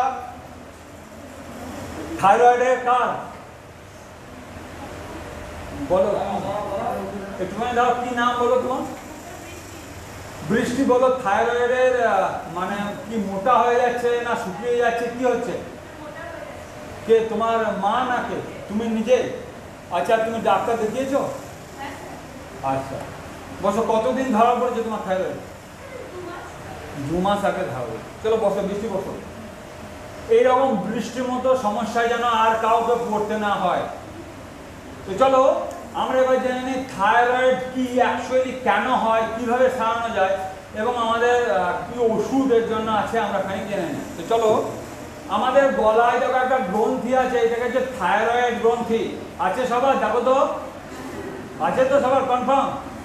এখান থেকে থাইরক্সিন হরমোন নিঃসৃত হয়, TH, T4, T3। থাইরক্সিন এক ধরনের হরমোন। এই হরমোন যদি কমে যায় বা বেড়ে যায়, দুটোই রোগ। যদি বেড়ে যায় তাকে হাইপার থাইরয়েডিজম বলা হয়, আর যদি কমে যায় তাকে হাইপোথাইরয়েডিজম বলা হয়। এই হাইপোথাইরয়েডিজমের জন্য মোটা হয়ে যায়। কি বললাম বৃষ্টি, মনে থাকবে? হাইপোথাইরয়েডিজম। তুমি টেস্ট করেছো তোমার থাইরয়েড কত আছে দেখেছো? কত আছে দেখেছো? আচ্ছা ঠিক আছে, তোমার মনে যদি না থাকে তুমি বাইরে দেখে নিই, ঠিক আছে? কত আছে মনে আছে কিছু?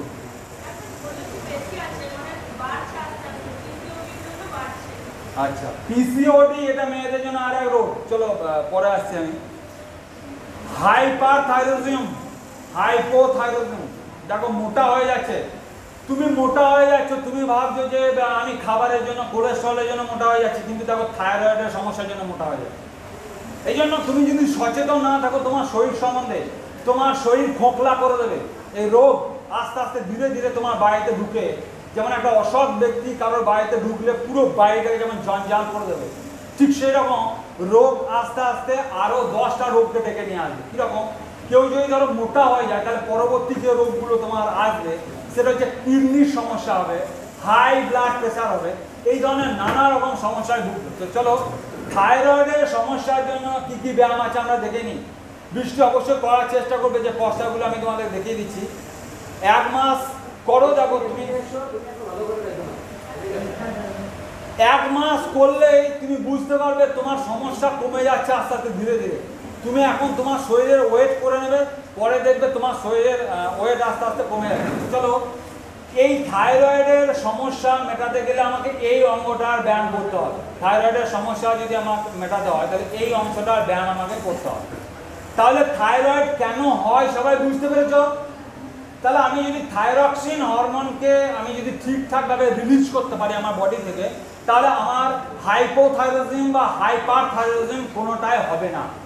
তো কি কি পশ্চার আছে, আমি এবার পশ্চারে চলে যাচ্ছি। দেখো, এর জন্য প্রথম আমি তোমাদের দেখাবো সর্বাঙ্গাসন, এরপর চলে যাব হলাসন। দেখো পশ্চারটা দেখে না,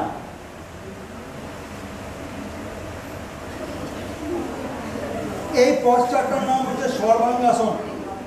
এটা যদি আমি পিছনের দিকে নিয়ে যাই তাহলে হয়ে যায় হলাসন। প্রত্যেকটা ক্ষেত্রে দেখো আমার কথা বলতে গলায় চাপ হচ্ছে। এই দুটো পশ্চার থাইরয়েডের সমস্যা মেটাবে।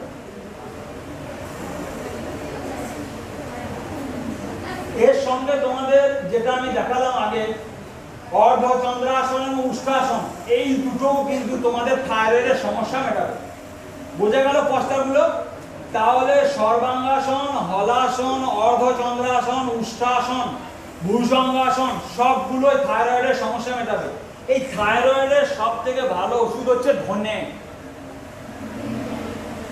কি স্যার কিভাবে খাবো, কখন খাবো? দেখো, এই সামনে শীতকাল আসছে, কাঁচা ধনে পাতা প্রচুর পাওয়া যাবে। এই কাঁচা ধনে পাতা 1 চামচ মতো ভালো করে পিষে নিয়ে তাকে গরম জলে ফুটিয়ে সকালবেলায় ফুটিয়ে নিয়ে ঠান্ডা করে পান করতে হবে। এখন যদি আমার কাঁচা ধনে পাতা না পাওয়া যায় তাহলে কি করব? তাহলে যে শুকনো ধনে পাওয়া যায়, ধনে কিনে নিয়ে গিয়ে সেই জল আমাদেরকে পান করতে হবে। এটা হচ্ছে থাইরয়েডের সব থেকে ভালো ওষুধ আমাদের ঘরোয়া। আজকে আমি তোমাকে যে কটা ওষুধের কথা বলবো আমি নিয়েও এসেছি, আমি তোমাদের দেখাবো যে এই সমস্যাগুলো মেটানোর জন্য তোমার 1 টাকা খরচা হবে না। একটা পয়সা তোমার, আমাদের বাড়িতে এখন সব থেকে বেশি সমস্যা হচ্ছে আমাদের প্রত্যেকের বাড়িতে অর্থ নষ্ট হওয়ার একটা মেন কারণ হচ্ছে রোগের দ্বারা। 5টা সদস্য থাকলে 5 রকম রোগ। একজনের কারো গ্যাসের সমস্যা, তো কারো স্পন্ডালাইসিসের সমস্যা, তো কারো কিডনির সমস্যা, নইলে কারো হার্টের সমস্যা, 10 জনের 10 রকম রোগ। তো চলো এই যে ওষুধগুলো আমি তোমাদের কিছু দেখাবো, কিছু আয়ুর্বেদিক ওষুধ আমি তোমাদের নিয়ে এসেছি দেখাবো। তো ধনে আমাদের থাইরয়েডের জন্য সব থেকে ভালো ওষুধ। তো চলো আমি কতগুলো ওষুধ তোমাদেরকে আমি দেখাচ্ছি, দেখো তোমরা বুঝতে পারবে এগুলো আমাদের কী কী কাজে লাগে। দেখো আমি তোমাদের দেখাই।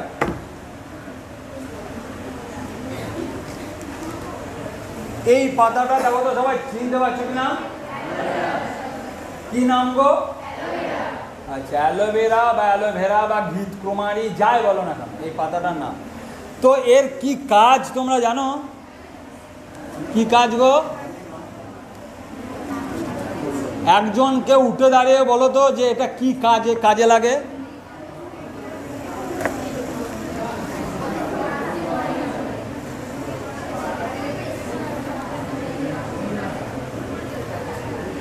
ঈশ্বর ন্যাচারাল ভাবে সৃষ্টি করেছে। দেখো, যারা যারা গ্লো ফেরাতে চাও, স্কিন গ্লো ফেরাতে চাও, যাদের যাদের রোদে নামলে সমস্যা হয়, ন্যাচারাল ঈশ্বর কেমন ক্রিম সৃষ্টি করেছে দেখো।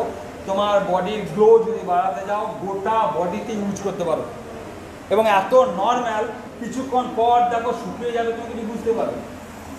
তুমি মুখে থেকে চুলে, যার যা চুল ঝরে যাচ্ছে, চুলের জন্য মোক্ষম ওষুধ। যার যা চুল ঝরে যাচ্ছে, যার যা স্কিনের সমস্যা হচ্ছে, তবে ব্যবহার করার আগে অবশ্যই দেখে নেবে যে কুটকুট করছে কিনা।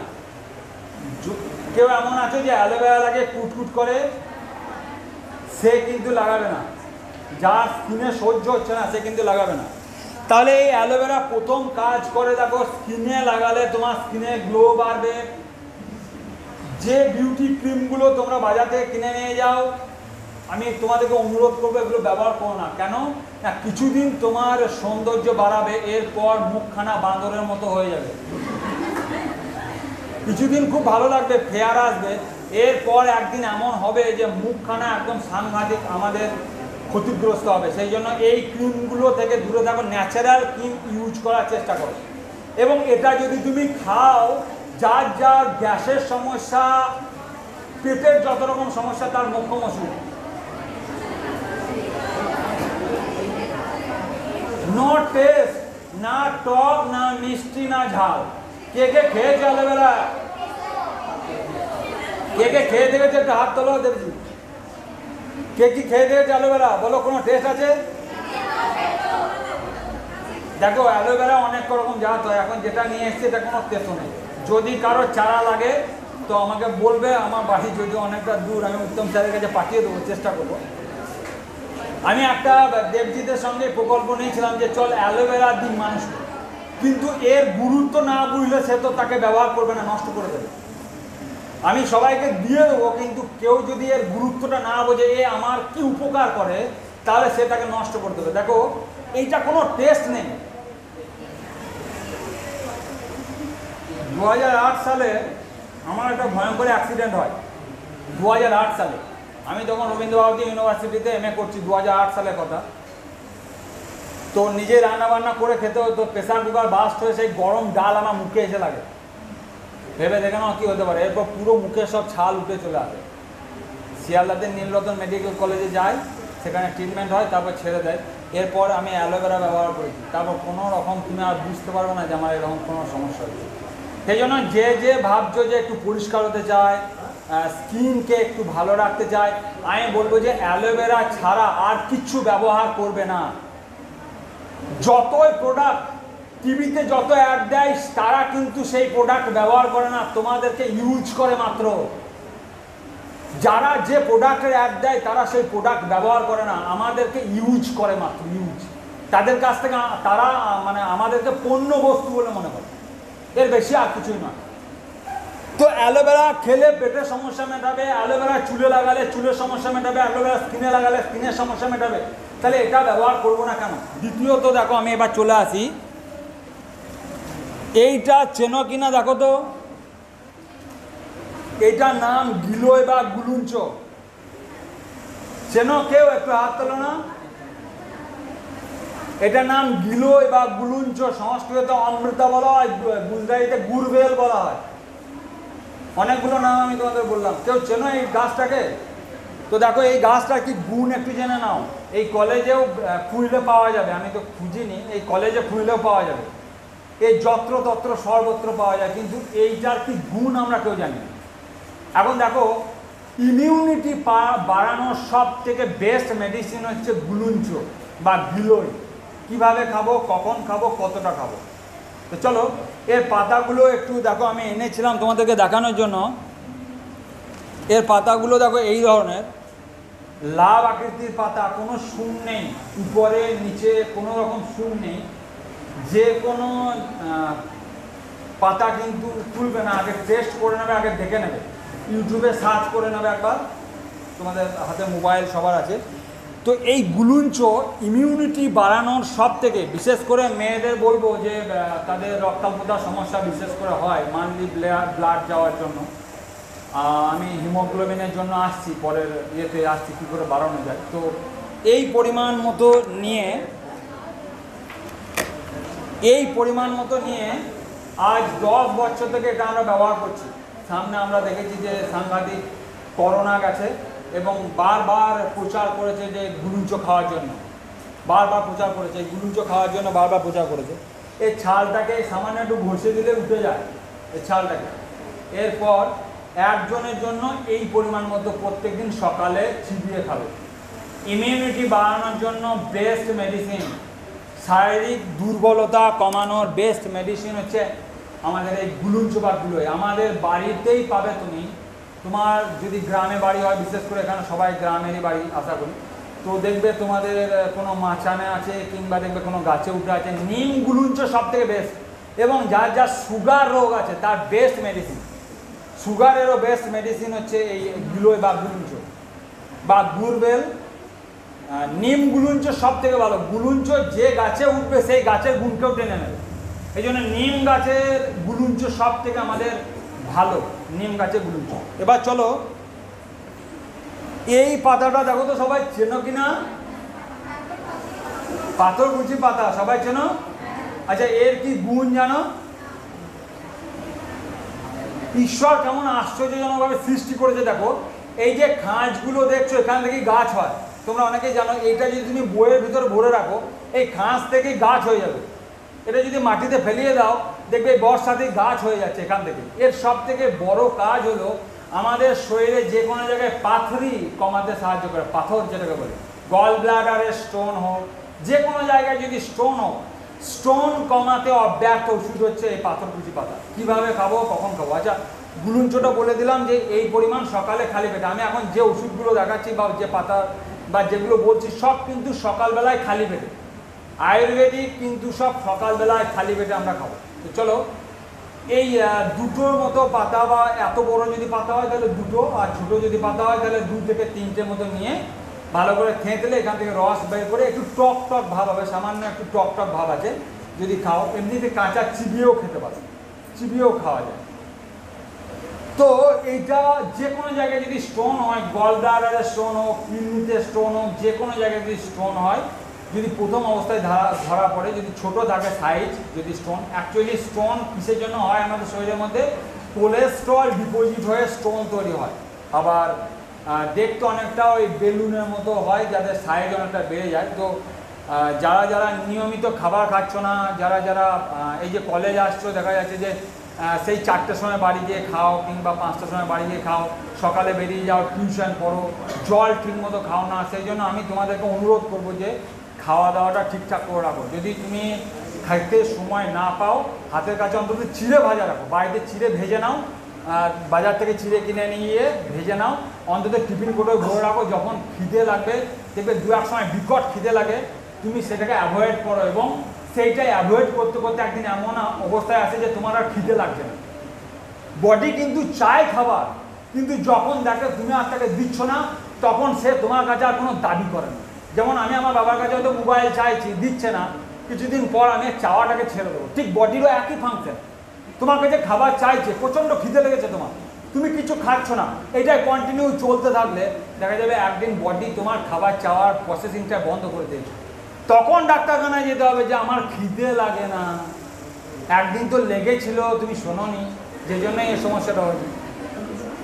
তো যাকে বলবো যে চিড়ে ভাজা সঙ্গে রাখো, সামান্য কিছু হালকা আহার সঙ্গে রাখো, খালি পেটে কেউ থাকবে না। যদি তোমার হাতে কাছে কিছু না থাকে, জল পান করে নাও, একদম খালি পেটে কেউ থাকবে না। আমি অনুরোধ করব, রিকোয়েস্ট করব, একদম খালি পেটে কেউ থাকবে না।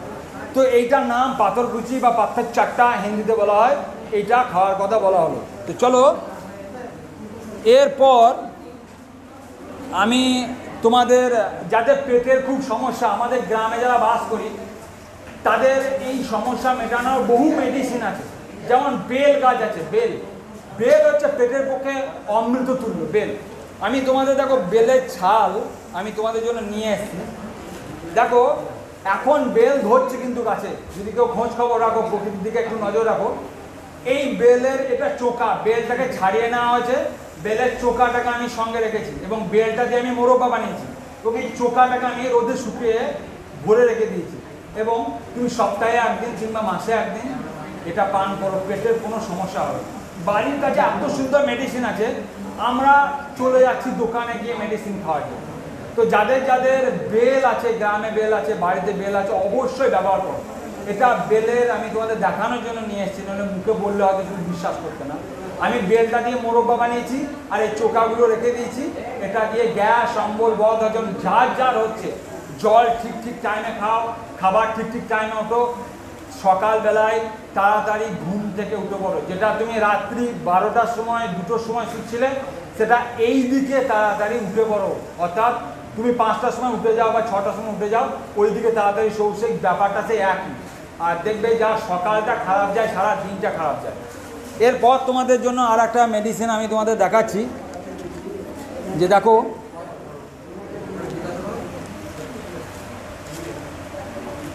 এইটা আমি তোমাদের জন্য ত্রিফলা নিয়ে এসেছি। আচ্ছা ত্রিফলা কেউ নাম শুনেছ? ত্রিফলা, আচ্ছা এইটার নাম দেখো হরিতকি, সবাই চেনো তো, পুজোর জন্য এমনিতেই লাগে হরিতকি। এই ফলটার নাম হচ্ছে বহেরা, আর এটা হচ্ছে আমলকি কুচি করা। আমি এখন কাঁচা আমলকি পেলাম না, এই জন্য আমার কাছে কুচি করা আমলকি ছিল। আমলকি সব থেকে ভালো পেটের জন্য। এই 3 থেকে একসঙ্গে বলা হয় ত্রিফলা, সংস্কৃতে বলা হয় ত্রয়ানাং ফলানাং সমাহার, সমাধিভূতকে ত্রিফলা, 3টি ফলের সমাহার। তো কিভাবে খাবো, কখন খাবো? বারবারই প্রথমেই বলেছি যে খালি পেটে খেতে হবে। তো এগুলোকে কুচি করে নাও, ভালো করে সিলে ভেঙে নাও, দিয়ে 2-3 কুচি হরিতকি, 2-3 কুচি বহেরা, 2-3 কুচি আমলকি রাত্রেবেলায় ভিজিয়ে দাও। সকালবেলায় ভেজানো জলটাকে বাড়ির এবার যজন খাবে সেই পরিমাণ মতো দিয়ে পান করো। যার যার কোষ্ঠকাঠিন্যের সমস্যা আছে, অর্থাৎ পায়খানা ঠিকঠাক হয় না, তার জন্য অব্যক্ত ওষুধ হচ্ছে বাত, পিত্ত, কফ মেটানোর সব থেকে ভালো। আরও একটা কথা বলি, আমাদের এই শরীর হচ্ছে বাত, পিত্ত, কফ দিয়ে নির্মাণ করা। বাত মানে হচ্ছে বায়ু, পিত্ত মানে হচ্ছে রক্ত, আর কফ মানে হচ্ছে শ্লেষ্মা। কি করে দেখো, তোমার শরীরে কোনো জায়গায় যন্ত্রণা হচ্ছে বা বেদনা করছে, জেনে যাবে তোমার বাতের সমস্যা হচ্ছে।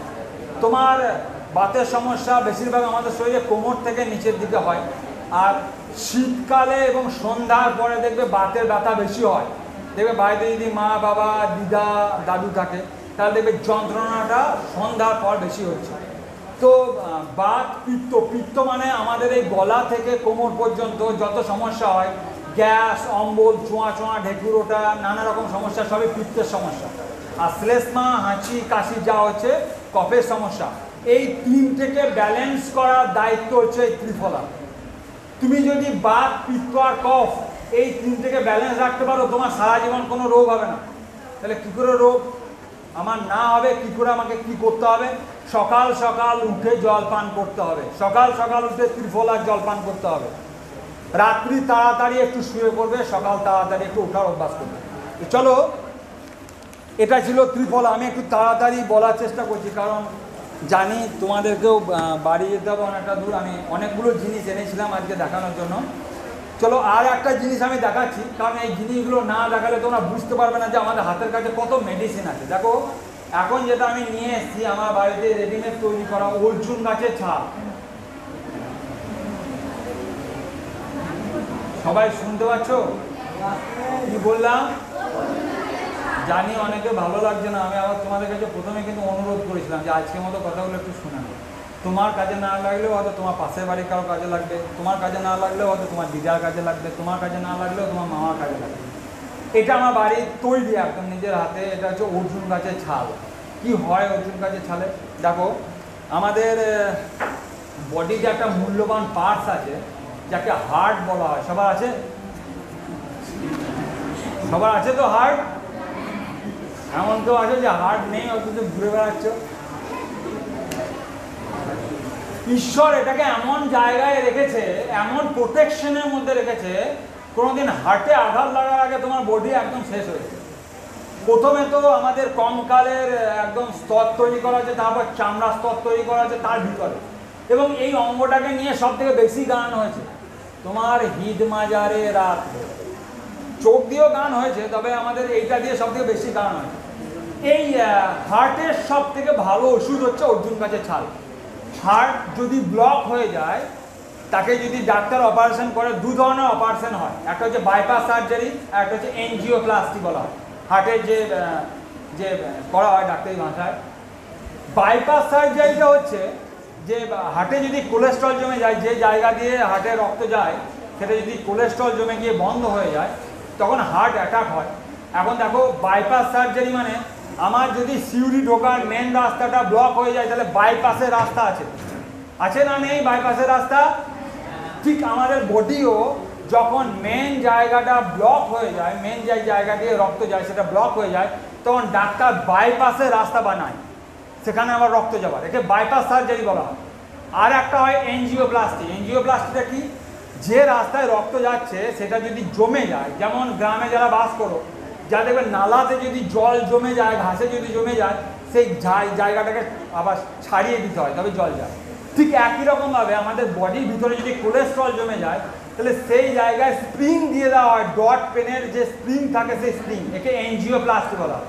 কিন্তু যদি তোমার শরীরে কোলেস্ট্রল উৎপন্ন হওয়ার প্রবণতা থেকেই যায়, তাহলে তুমি বাইপাস সার্জারি করো আর এনজিওপ্লাস্টি করো, তোমার কিন্তু রোগের প্রকল্প থেকেই যায়। সুতরাং অর্জুন গাছের ছাল তোমরা সকালবেলায় ভালো করে সিদ্ধ করে নিয়ে, এটাকে সিদ্ধ করে নিয়ে ঠান্ডা করে পান করার কথা বলা হচ্ছে। তাহলে এটা আমাদের শরীরে আমাদের কোলেস্ট্রলকে কমায়, সব কিছু কমায়। তো এগুলো আমাদের বাড়িতে। তো দেখো, যাদের যাদের কোলেস্ট্রল মোটা হয়ে যাচ্ছে তার জন্য বাড়িতে আমাদের খুব ভালো ভালো ওষুধ আছে। সবার বাড়িতে আদা আছে, কার কার বাড়িতে নেই আদা? সবার বাড়িতে আদা আছে। এই আদা হচ্ছে আমাদের খুব ভালো ওষুধ।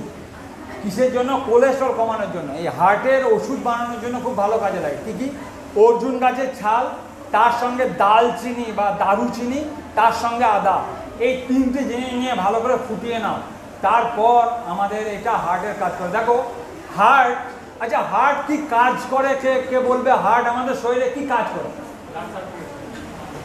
আচ্ছা, এটা কতবার সার্কুলেট করে? মিনিটে 72, তার মানে ঘন্টায় 4320 বার, তার মানে পার ডে 1,03,680 বার। ভালো করে ভেবে দেখো, এই হার্ট, তোমার ভিতরের যে হার্টটা আছে, এ মিনিটে 72 বার পাম্প করছে, 72 বার তোমাকে ভালো রাখার জন্য। কিন্তু তুমি তো ওর ভালো চাও না, তোমাকে ভালো রাখার জন্য 72 বার পাম্প করছে। গোটা শরীরে রক্ত ছড়িয়ে দিচ্ছে, অক্সিজেনযুক্ত রক্ত ছড়িয়ে দিচ্ছে। যদি মিনিটে 72 বার হয়, তাহলে 1 ঘন্টায় অর্থাৎ 60 মিনিটে কতবার হয় বললাম? 4320। মনে কি করে রাখবে?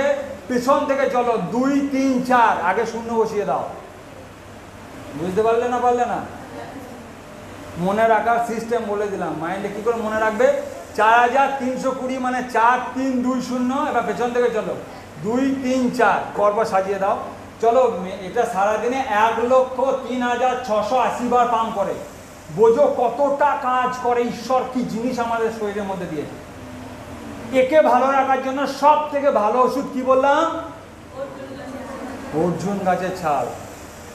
এখন তুমি খাবে কি না তোমার ব্যাপার, কিন্তু তুমি ইউটিউব সার্চ করো, আর যা সার্চ করো এর বাইরে তুমি যেতে পারবে না।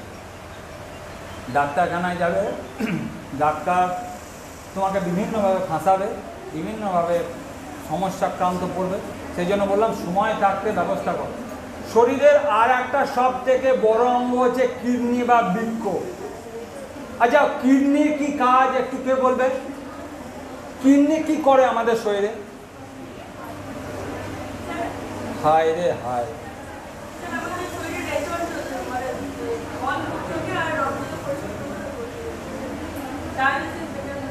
একজন মাত্র বলবে বৃষ্টি, বাকি আর কেউ বলতে পারলো না যে বৃক্ক আমাদের কি কাজ করে। সেই জন্য বললাম না, শিক্ষা আমরা একটা পড়েছিলাম, ক্লাস 7-এ ছিল, তো সেখানে পড়েছিলাম বিদ্যাকে আমরা বহন করিয়াই চলিলাম, বাহন করিতে পারিলাম। আমরা পড়েছিলাম, ক্লাস 7-এ পড়েছিলাম, আমার মনে আছে। তো বিদ্যাকে আমরা এখনো পিঠে করে ঘাড়ে করে বহন করেই চললাম।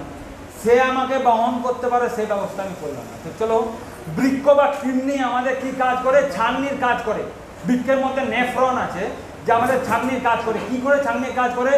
রক্তটাকে ছেঁকে যেটা বজ্র পদার্থ সেটা প্রস্রাবের মধ্যে দিয়ে বের করে দেয়। যে জন্য যার যার প্রস্রাবের সমস্যা, যার বাড়িতে কারো প্রস্রাবের সমস্যা হচ্ছে, জেনে যাবে তোমার কিডনির সমস্যা হয়েছে। কি করে? কিডনি ছাঁকনির কাজ করে। এবং ভালো করে দেখো, ডায়ালিসিস কথাটা শুনেছো? কি বলো তো ডায়ালিসিস অ্যাকচুয়ালি? ডায়ালিসিস কথাটা শুনেছো? আচ্ছা, কি ডায়ালিসিস মানে কি? চলো, তোমাদেরকে আর বিব্রত করবো না, আমি বলে দিই। ডায়ালিসিস মানে যেটা কিডনি করছিল সেটা মেশিনের দ্বারা যখন করা হচ্ছে। যার যার দেখবে কিডনির সমস্যা হয়েছে, ভালো করে দেখবে ডায়ালিসিস করানো হয়। ডায়ালিসিস রুগী বেশি দিন বাঁচে না, খুব তাড়াতাড়ি পঞ্চত্তম গত হয়ে যায়। অর্থাৎ ইহ জগতের লীলা সাঙ্গ করে ওই জগতের দিকে রওনা দেয়। ঈশ্বর কি কি মূল্যবান মূল্যবান পার্টস আমাদের শরীরে দিয়েছে একবার ভেবে দেখো। কিডনি দিয়েছে, ফুসফুস দিয়েছে, হার্ট দিয়েছে, ক্ষুদ্রান্ত, বৃহদন্ত, অগ্নাশয়, গুরুত্বপূর্ণ একটা অঙ্গ। আমরা কেউ জানিই না আমাদের শরীরের মধ্যে এই পার্টস আছে, কি তার কাজ, কিভাবে তাদেরকে ভালো রাখবো। তো চলো, সেই জন্য আমি বলছি যে কিডনির সব থেকে ভালো ওষুধ হচ্ছে আমাদের বাড়িতেই কুর্তি কলাই। কার কার বাড়িতে আছে কুর্তি কলাই? চেনো? বেটে খাওয়া হয়, গ্রামের ছেলেরা অবশ্যই জানবে, যাদের এমনকি অনেকে জমিতে হয়। কুলত, কুলত ডাল বলা হয় একে হিন্দিতে, কুলত ডাল। এবং গোখরুটা আমি আনতে পারিনি, গোখরু আর কুলত কলাই এই দুটো হচ্ছে কিডনির সব থেকে বড় মেডিসিন বা ভালো ওষুধ। কী করে খাবো? এটাকে সন্ধ্যাবেলায় ভিজিয়ে দাও, 100 গ্রাম পরিমাণ কুর্তি কলাই আর 100 গ্রাম পর্যন্ত গোখরু, এটাকে ভালো করে ভিজিয়ে নাও। ভিজিয়ে নিয়ে সকালবেলায় উঠে সেটাকে ভালো করে ফুটিয়ে যখন সেটা একটু অর্ধেক হয়ে যাবে, সেটা দিনে 3 বার পান করো।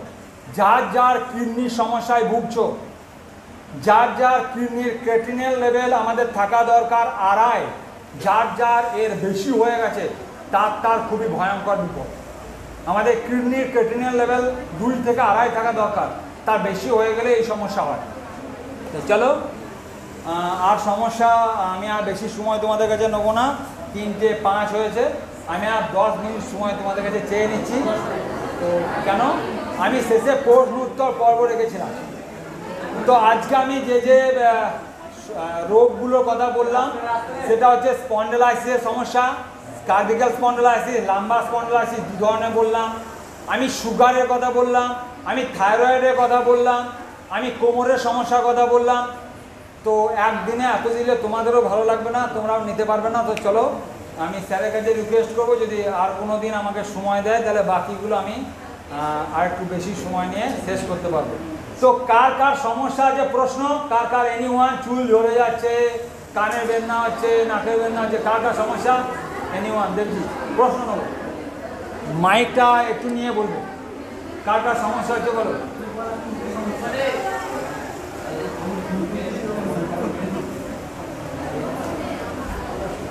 সাউন্ড আসছে?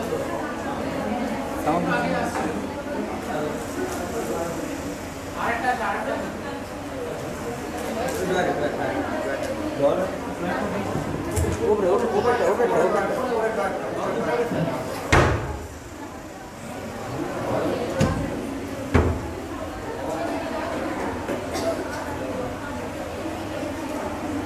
হ্যালো,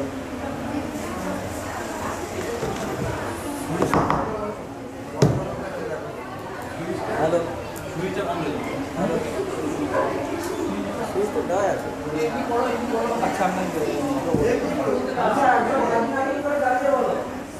আচ্ছা একজনকে বলো, এই বাকিরা কিন্তু বলবে না। আমার একটু রিকোয়েস্ট, কারণ সমস্যার কথা বলছি, তোমাদেরকেও আমি রিকোয়েস্ট করছি, যার যা সমস্যা বলো।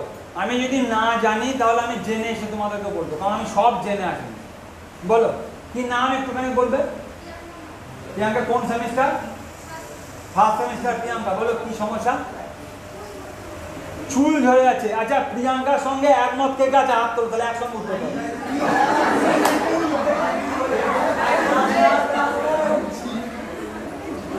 শুধু প্রিয়াঙ্কার সমস্যা নয় এটা, অনেকের লজ্জায় বলতে পারছি না কি করে বলবো। প্রিয়াঙ্কা বসে যাও। তো চলো, বেশিরভাগই হাত চুলের দিকে উঠেছে। এখন মুশকিলটা কি আমি খুব তাড়াতাড়ি উত্তর দেওয়ার চেষ্টা করছি। এখন চুল ঝরে গেলে তোমাদের যে সমস্যা হয়, চুলে লাগাতে শুরু করলে অনেক কিছু। এখন দেখো, গাছের পাতা ঝরে যাচ্ছে, আমি প্র্যাকটিক্যালি উদাহরণ দিয়ে তোমাদেরকে বোঝাচ্ছি। গাছের পাতা ঝরে যাচ্ছে, তাহলে পাতাতে ওষুধ দেওয়া দরকার না গাছের গোড়ায় ওষুধ দেওয়া দরকার? মেনে নিচ্ছ সবাই? তোমরা কি করছো? পাতাতে ওষুধ লাগাচ্ছ।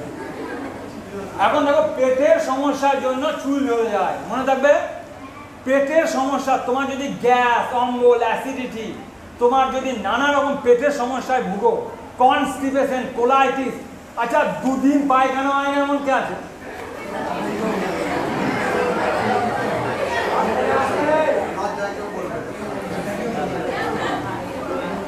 আচ্ছা চলো, যার যার পেটের সমস্যা আছে জেনে রাখো, চুল ঝরবে তাহলে আমাকে চুল ঝরা বন্ধ করতে গেলে কি করতে হবে?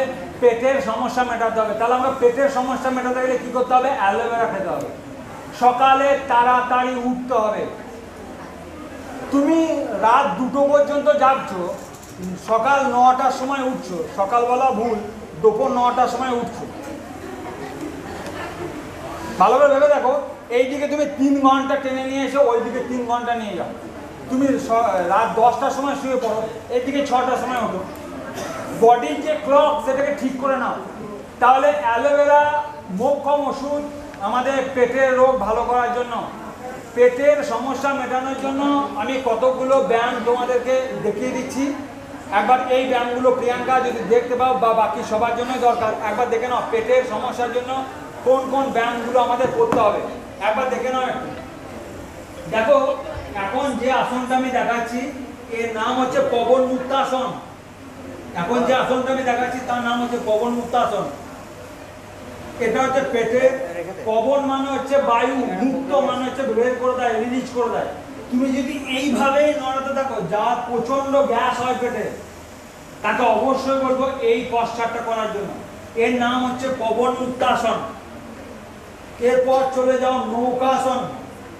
এই আসনটার নাম হচ্ছে নৌকাসন, এই আসনটার নাম নৌকাসন। এরপর উত্তান পাদাসন, আমি তাড়াতাড়ি দেখাচ্ছি, উত্তান পাদাসন। এরপর স্কন্ধরাসন, যার যার গ্যাস আছে,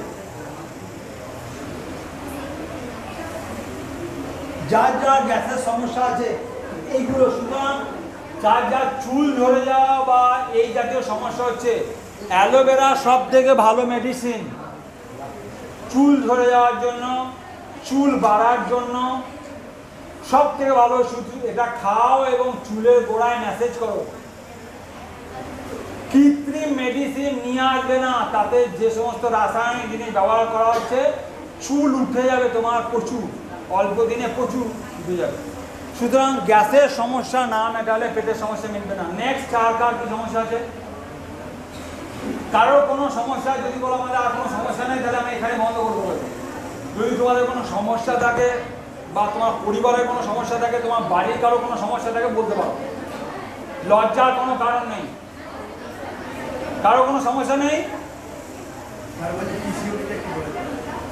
আচ্ছা, আজ কি বলতে চাইছিলে জানো, বলো কি বলবে?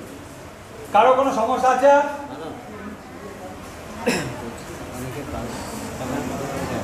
আচ্ছা আচ্ছা, সমস্যা নেই তো আর?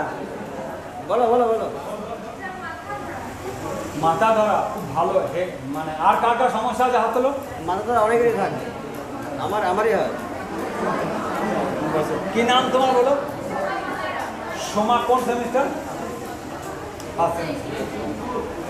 মাথা ধরা বা অনেক সময় দেখবা আধ কপালি, কার কার হয়? অর্ধেক কপাল সাংঘাতিক যন্ত্রণায় ছেড়ে যাচ্ছে, মরে গেলাম বাবা রে মা রে করে ডাকতে হয়।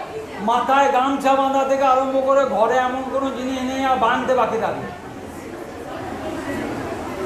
তো সময় মতো এরকম অনেক সমস্যা আছে। তো চলো, মাথা ধরার জন্য সব থেকে যে ভালো একটা প্রাণায়াম তোমাকে বলবো, যে দেখো মাথা ধরা, এটা আমাদের পেটের বা গ্যাসের সমস্যার জন্য হতে পারে। আর একটা কারণ হচ্ছে তোমাদের ঠিকঠাক টাইমে না খাওয়া। এই যে ধরো এখন প্রচণ্ড খিদে লেগে আছে, খিদে লাগেনি এখন এরকম কে আছো? এখনো খিদে লাগেনি এমন কে আছো? কোনো খিদে লাগেনি সকাল থেকে? তাহলে এই এক সমস্যা, এই এক সমস্যা। খিদে না লাগা সেও এক সমস্যা।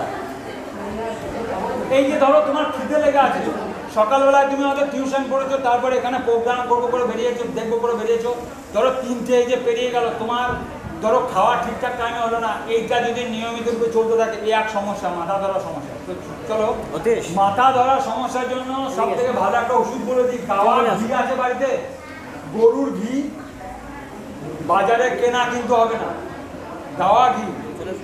সন্ধ্যাবেলায় গিয়ে শুয়ে পড়বে, 2 ফোঁটা নাকে, এই বাঁ নাকে এবং ডান নাকে ছিদ্রতে নেবে। অনেকেরই ঘিয়ের গন্ধ সহ্য হয় না, তো যার যার ঘিয়ের গন্ধ সহ্য হয় তার থেকে বলবো যে 2 ফোঁটা নেবে। তুমি দেখবে 1 সপ্তাহের মধ্যে তোমার মাথা বেদনা কমে যাচ্ছে, 1 সপ্তাহের মধ্যে। এবং দেখো আজকে আমি প্রাণায়াম দেখানোর সময় পেলাম না, বসো বসো। ঘি হচ্ছে সব থেকে ভালো একটা মেডিসিন। যা আমাদের এই বেদনা বা হাত কপালি বলো বা পুরো মাথায় বেদনা করা বলো কমাতে সাহায্য করে। এই জন্য আয়ুর্বেদ শাস্ত্রে শিরোধারার কথা বলা হয়েছে। যাক, সে বিষয়ে আমি তোমাদের যাবো না, সেগুলো শেখাতে হবে বা স্টে করতে হবে। তো তোমরা ঘি তোমরা লাগাও।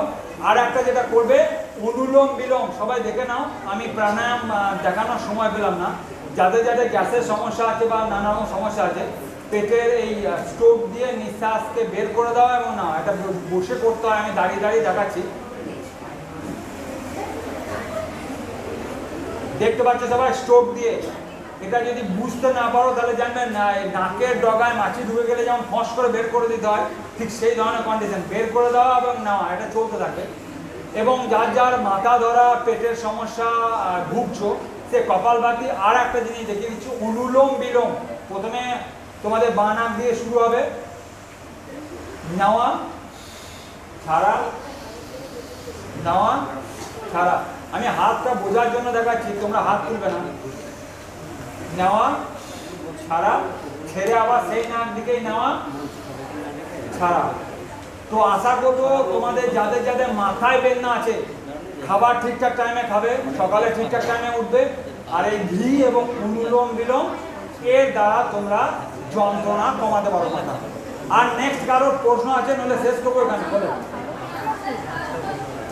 শ্বাসকষ্ট হচ্ছে, আস্থামা, আস্থামা মানে প্রচন্ড অস্বস্তি হয় শ্বাস প্রশ্বাস। আর কারোর এই সমস্যা? বলো, কি নাম বলো? শ্যামলী বলো। তোমার নামটা কি? কোন সেমিস্টার তোমার? শ্যামলী কোন সেমিস্টার? বসো বসো। দেখো, শ্বাস প্রশ্বাস শ্লেষটা তোমার সর্দি কাশি প্রচন্ড হয়, মাঝে মাঝে হয়, মায়ের হয়, মানে মাঝে মাঝে ঠান্ডা লেগে যায়।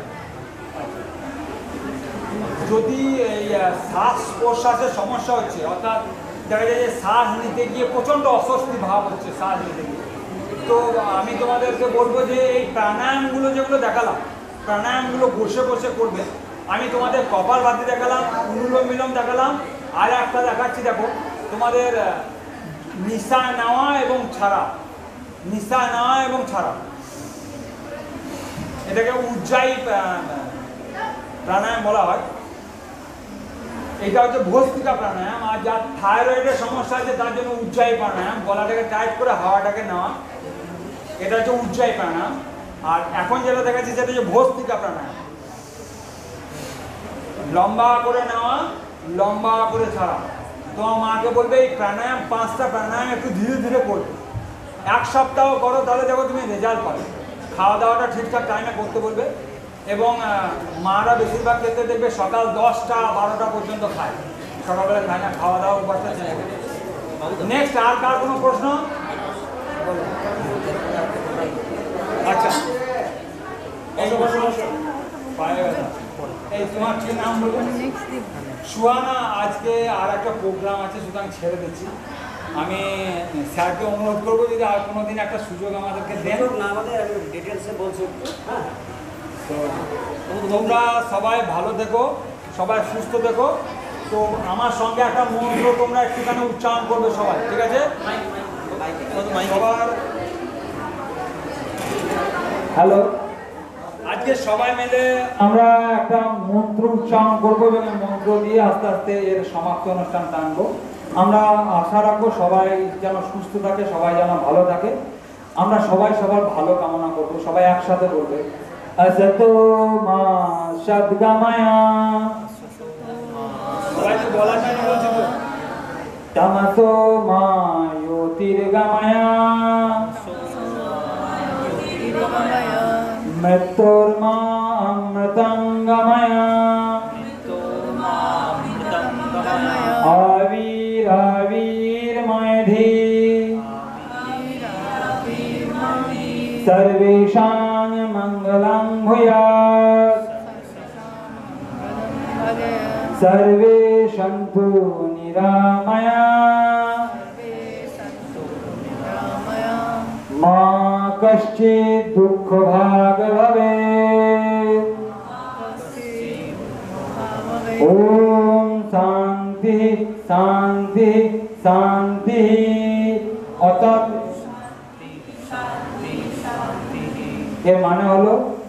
আমরা যেন সবাই সবার ভালো চাই, সবার মঙ্গল হোক, কেউ যেন অসুস্থ না হয়। তো চলো স্যার কিছু তোমাদের জন্য বলবেন। সবাই একটু বলবে। তো প্রথমত বলি যে অনুষ্ঠানটা কেমন লাগছে বলো। এরকম অনুষ্ঠান কি আমরা আবার চাই? সত্যি? তার মানে আজকে একদম হাউসফুল, মানে এত ছাত্রছাত্রী আমরা কিন্তু কোনো প্রোগ্রামে কিন্তু আমরা দেখিনি। এবং আজকের এই অনুষ্ঠানে বিশেষ করে মানুষ মণ্ডল যেভাবে এই যোগ ব্যায়াম সম্পর্কে তার ইতিহাস, তার একদম প্র্যাকটিক্যাল ভাবে তিনি করছেন এবং তার সাথে সাথে তার যে উপকারিতা খুব সুন্দর করে বুঝিয়েছেন। আরো আমাদের অনুষ্ঠানটা যদি আগে থেকে শুরু করতাম তাহলে আরো ভালো হতো আমাদের, কিন্তু সেটা আমাদের ব্যর্থতা, অনেক কারণে আমরা একটু পিছিয়ে গেছি। যাই হোক, এরপরে কিন্তু আমরা এই অনুষ্ঠান করবো, এই ধরনের অনুষ্ঠান এনএসএস থেকে হবে।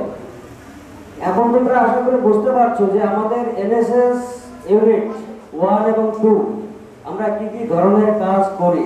যারা প্রথম সেমিস্টারের ছাত্র রয়েছে তোমরা, আশা করছি তোমরা আমাদের সাথে থাকবে, এনএসএস ইউনিটের সাথে থাকবে। সমাজের জন্য কাজ করা মানে তোমার নিজের জন্য সেই কাজটি করা। আজকে মানুষ স্যার তোমাদের খুব সুন্দর বললেন, তোমরা যে সমস্ত কসমেটিক্স গুলো, বিশেষ করে আমি কসমেটিক্স বলি না, বলি সাদা পাউডার মেখে সবাই বেরিয়ে পড়ো, আর বৃষ্টি আসলে পরে ছাতা ধরো। কেন? যদি আমার পাউডারটা যদি বৃষ্টি জলে ভিজে যায় তাহলে তোমার আসল চেহারাটা বেরিয়ে পড়বে। সুতরাং আর্টিফিশিয়াল কোনো রকম মেডিসিন আমরা ব্যবহার করব না। আমরা চাইবো এই যে মানুষ স্যার আমাদের একদম অ্যালোভেরা গাছ সহ নিয়ে চলে এসছেন আমাদের সামনে, এখন দেখিয়ে দিলেন। অর্থাৎ বাইরে নয়, মানে সারফেস স্ট্রাকচার নয়, ডিপ স্ট্রাকচার, অর্থাৎ ভিতর থেকে আমাদের পরিষ্কার হতে হবে। এই জায়গাটাকে আমাদের মাথায় রাখতে হবে।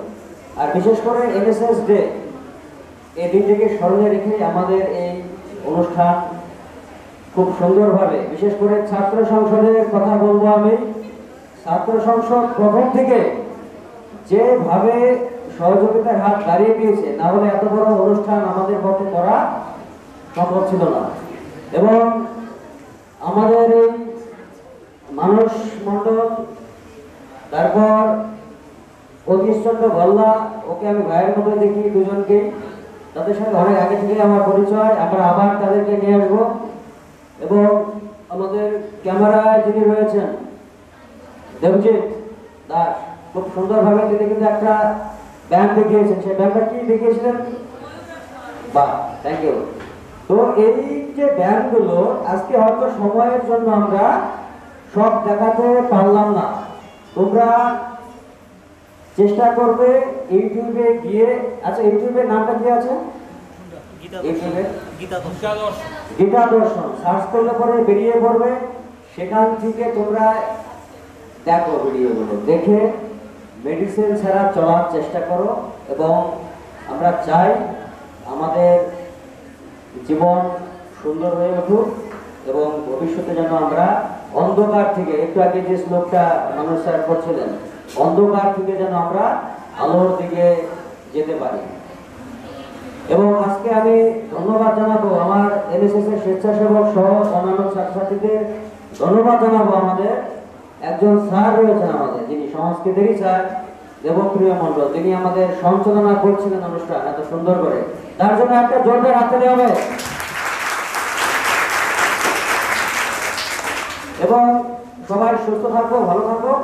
আমরা আশা করছি এই ধরনের অনুষ্ঠান আবার করব। সবাইকে ধন্যবাদ, নমস্কার। আজকের অনুষ্ঠান এখানে সমাপ্ত ঘোষণা করা হলো।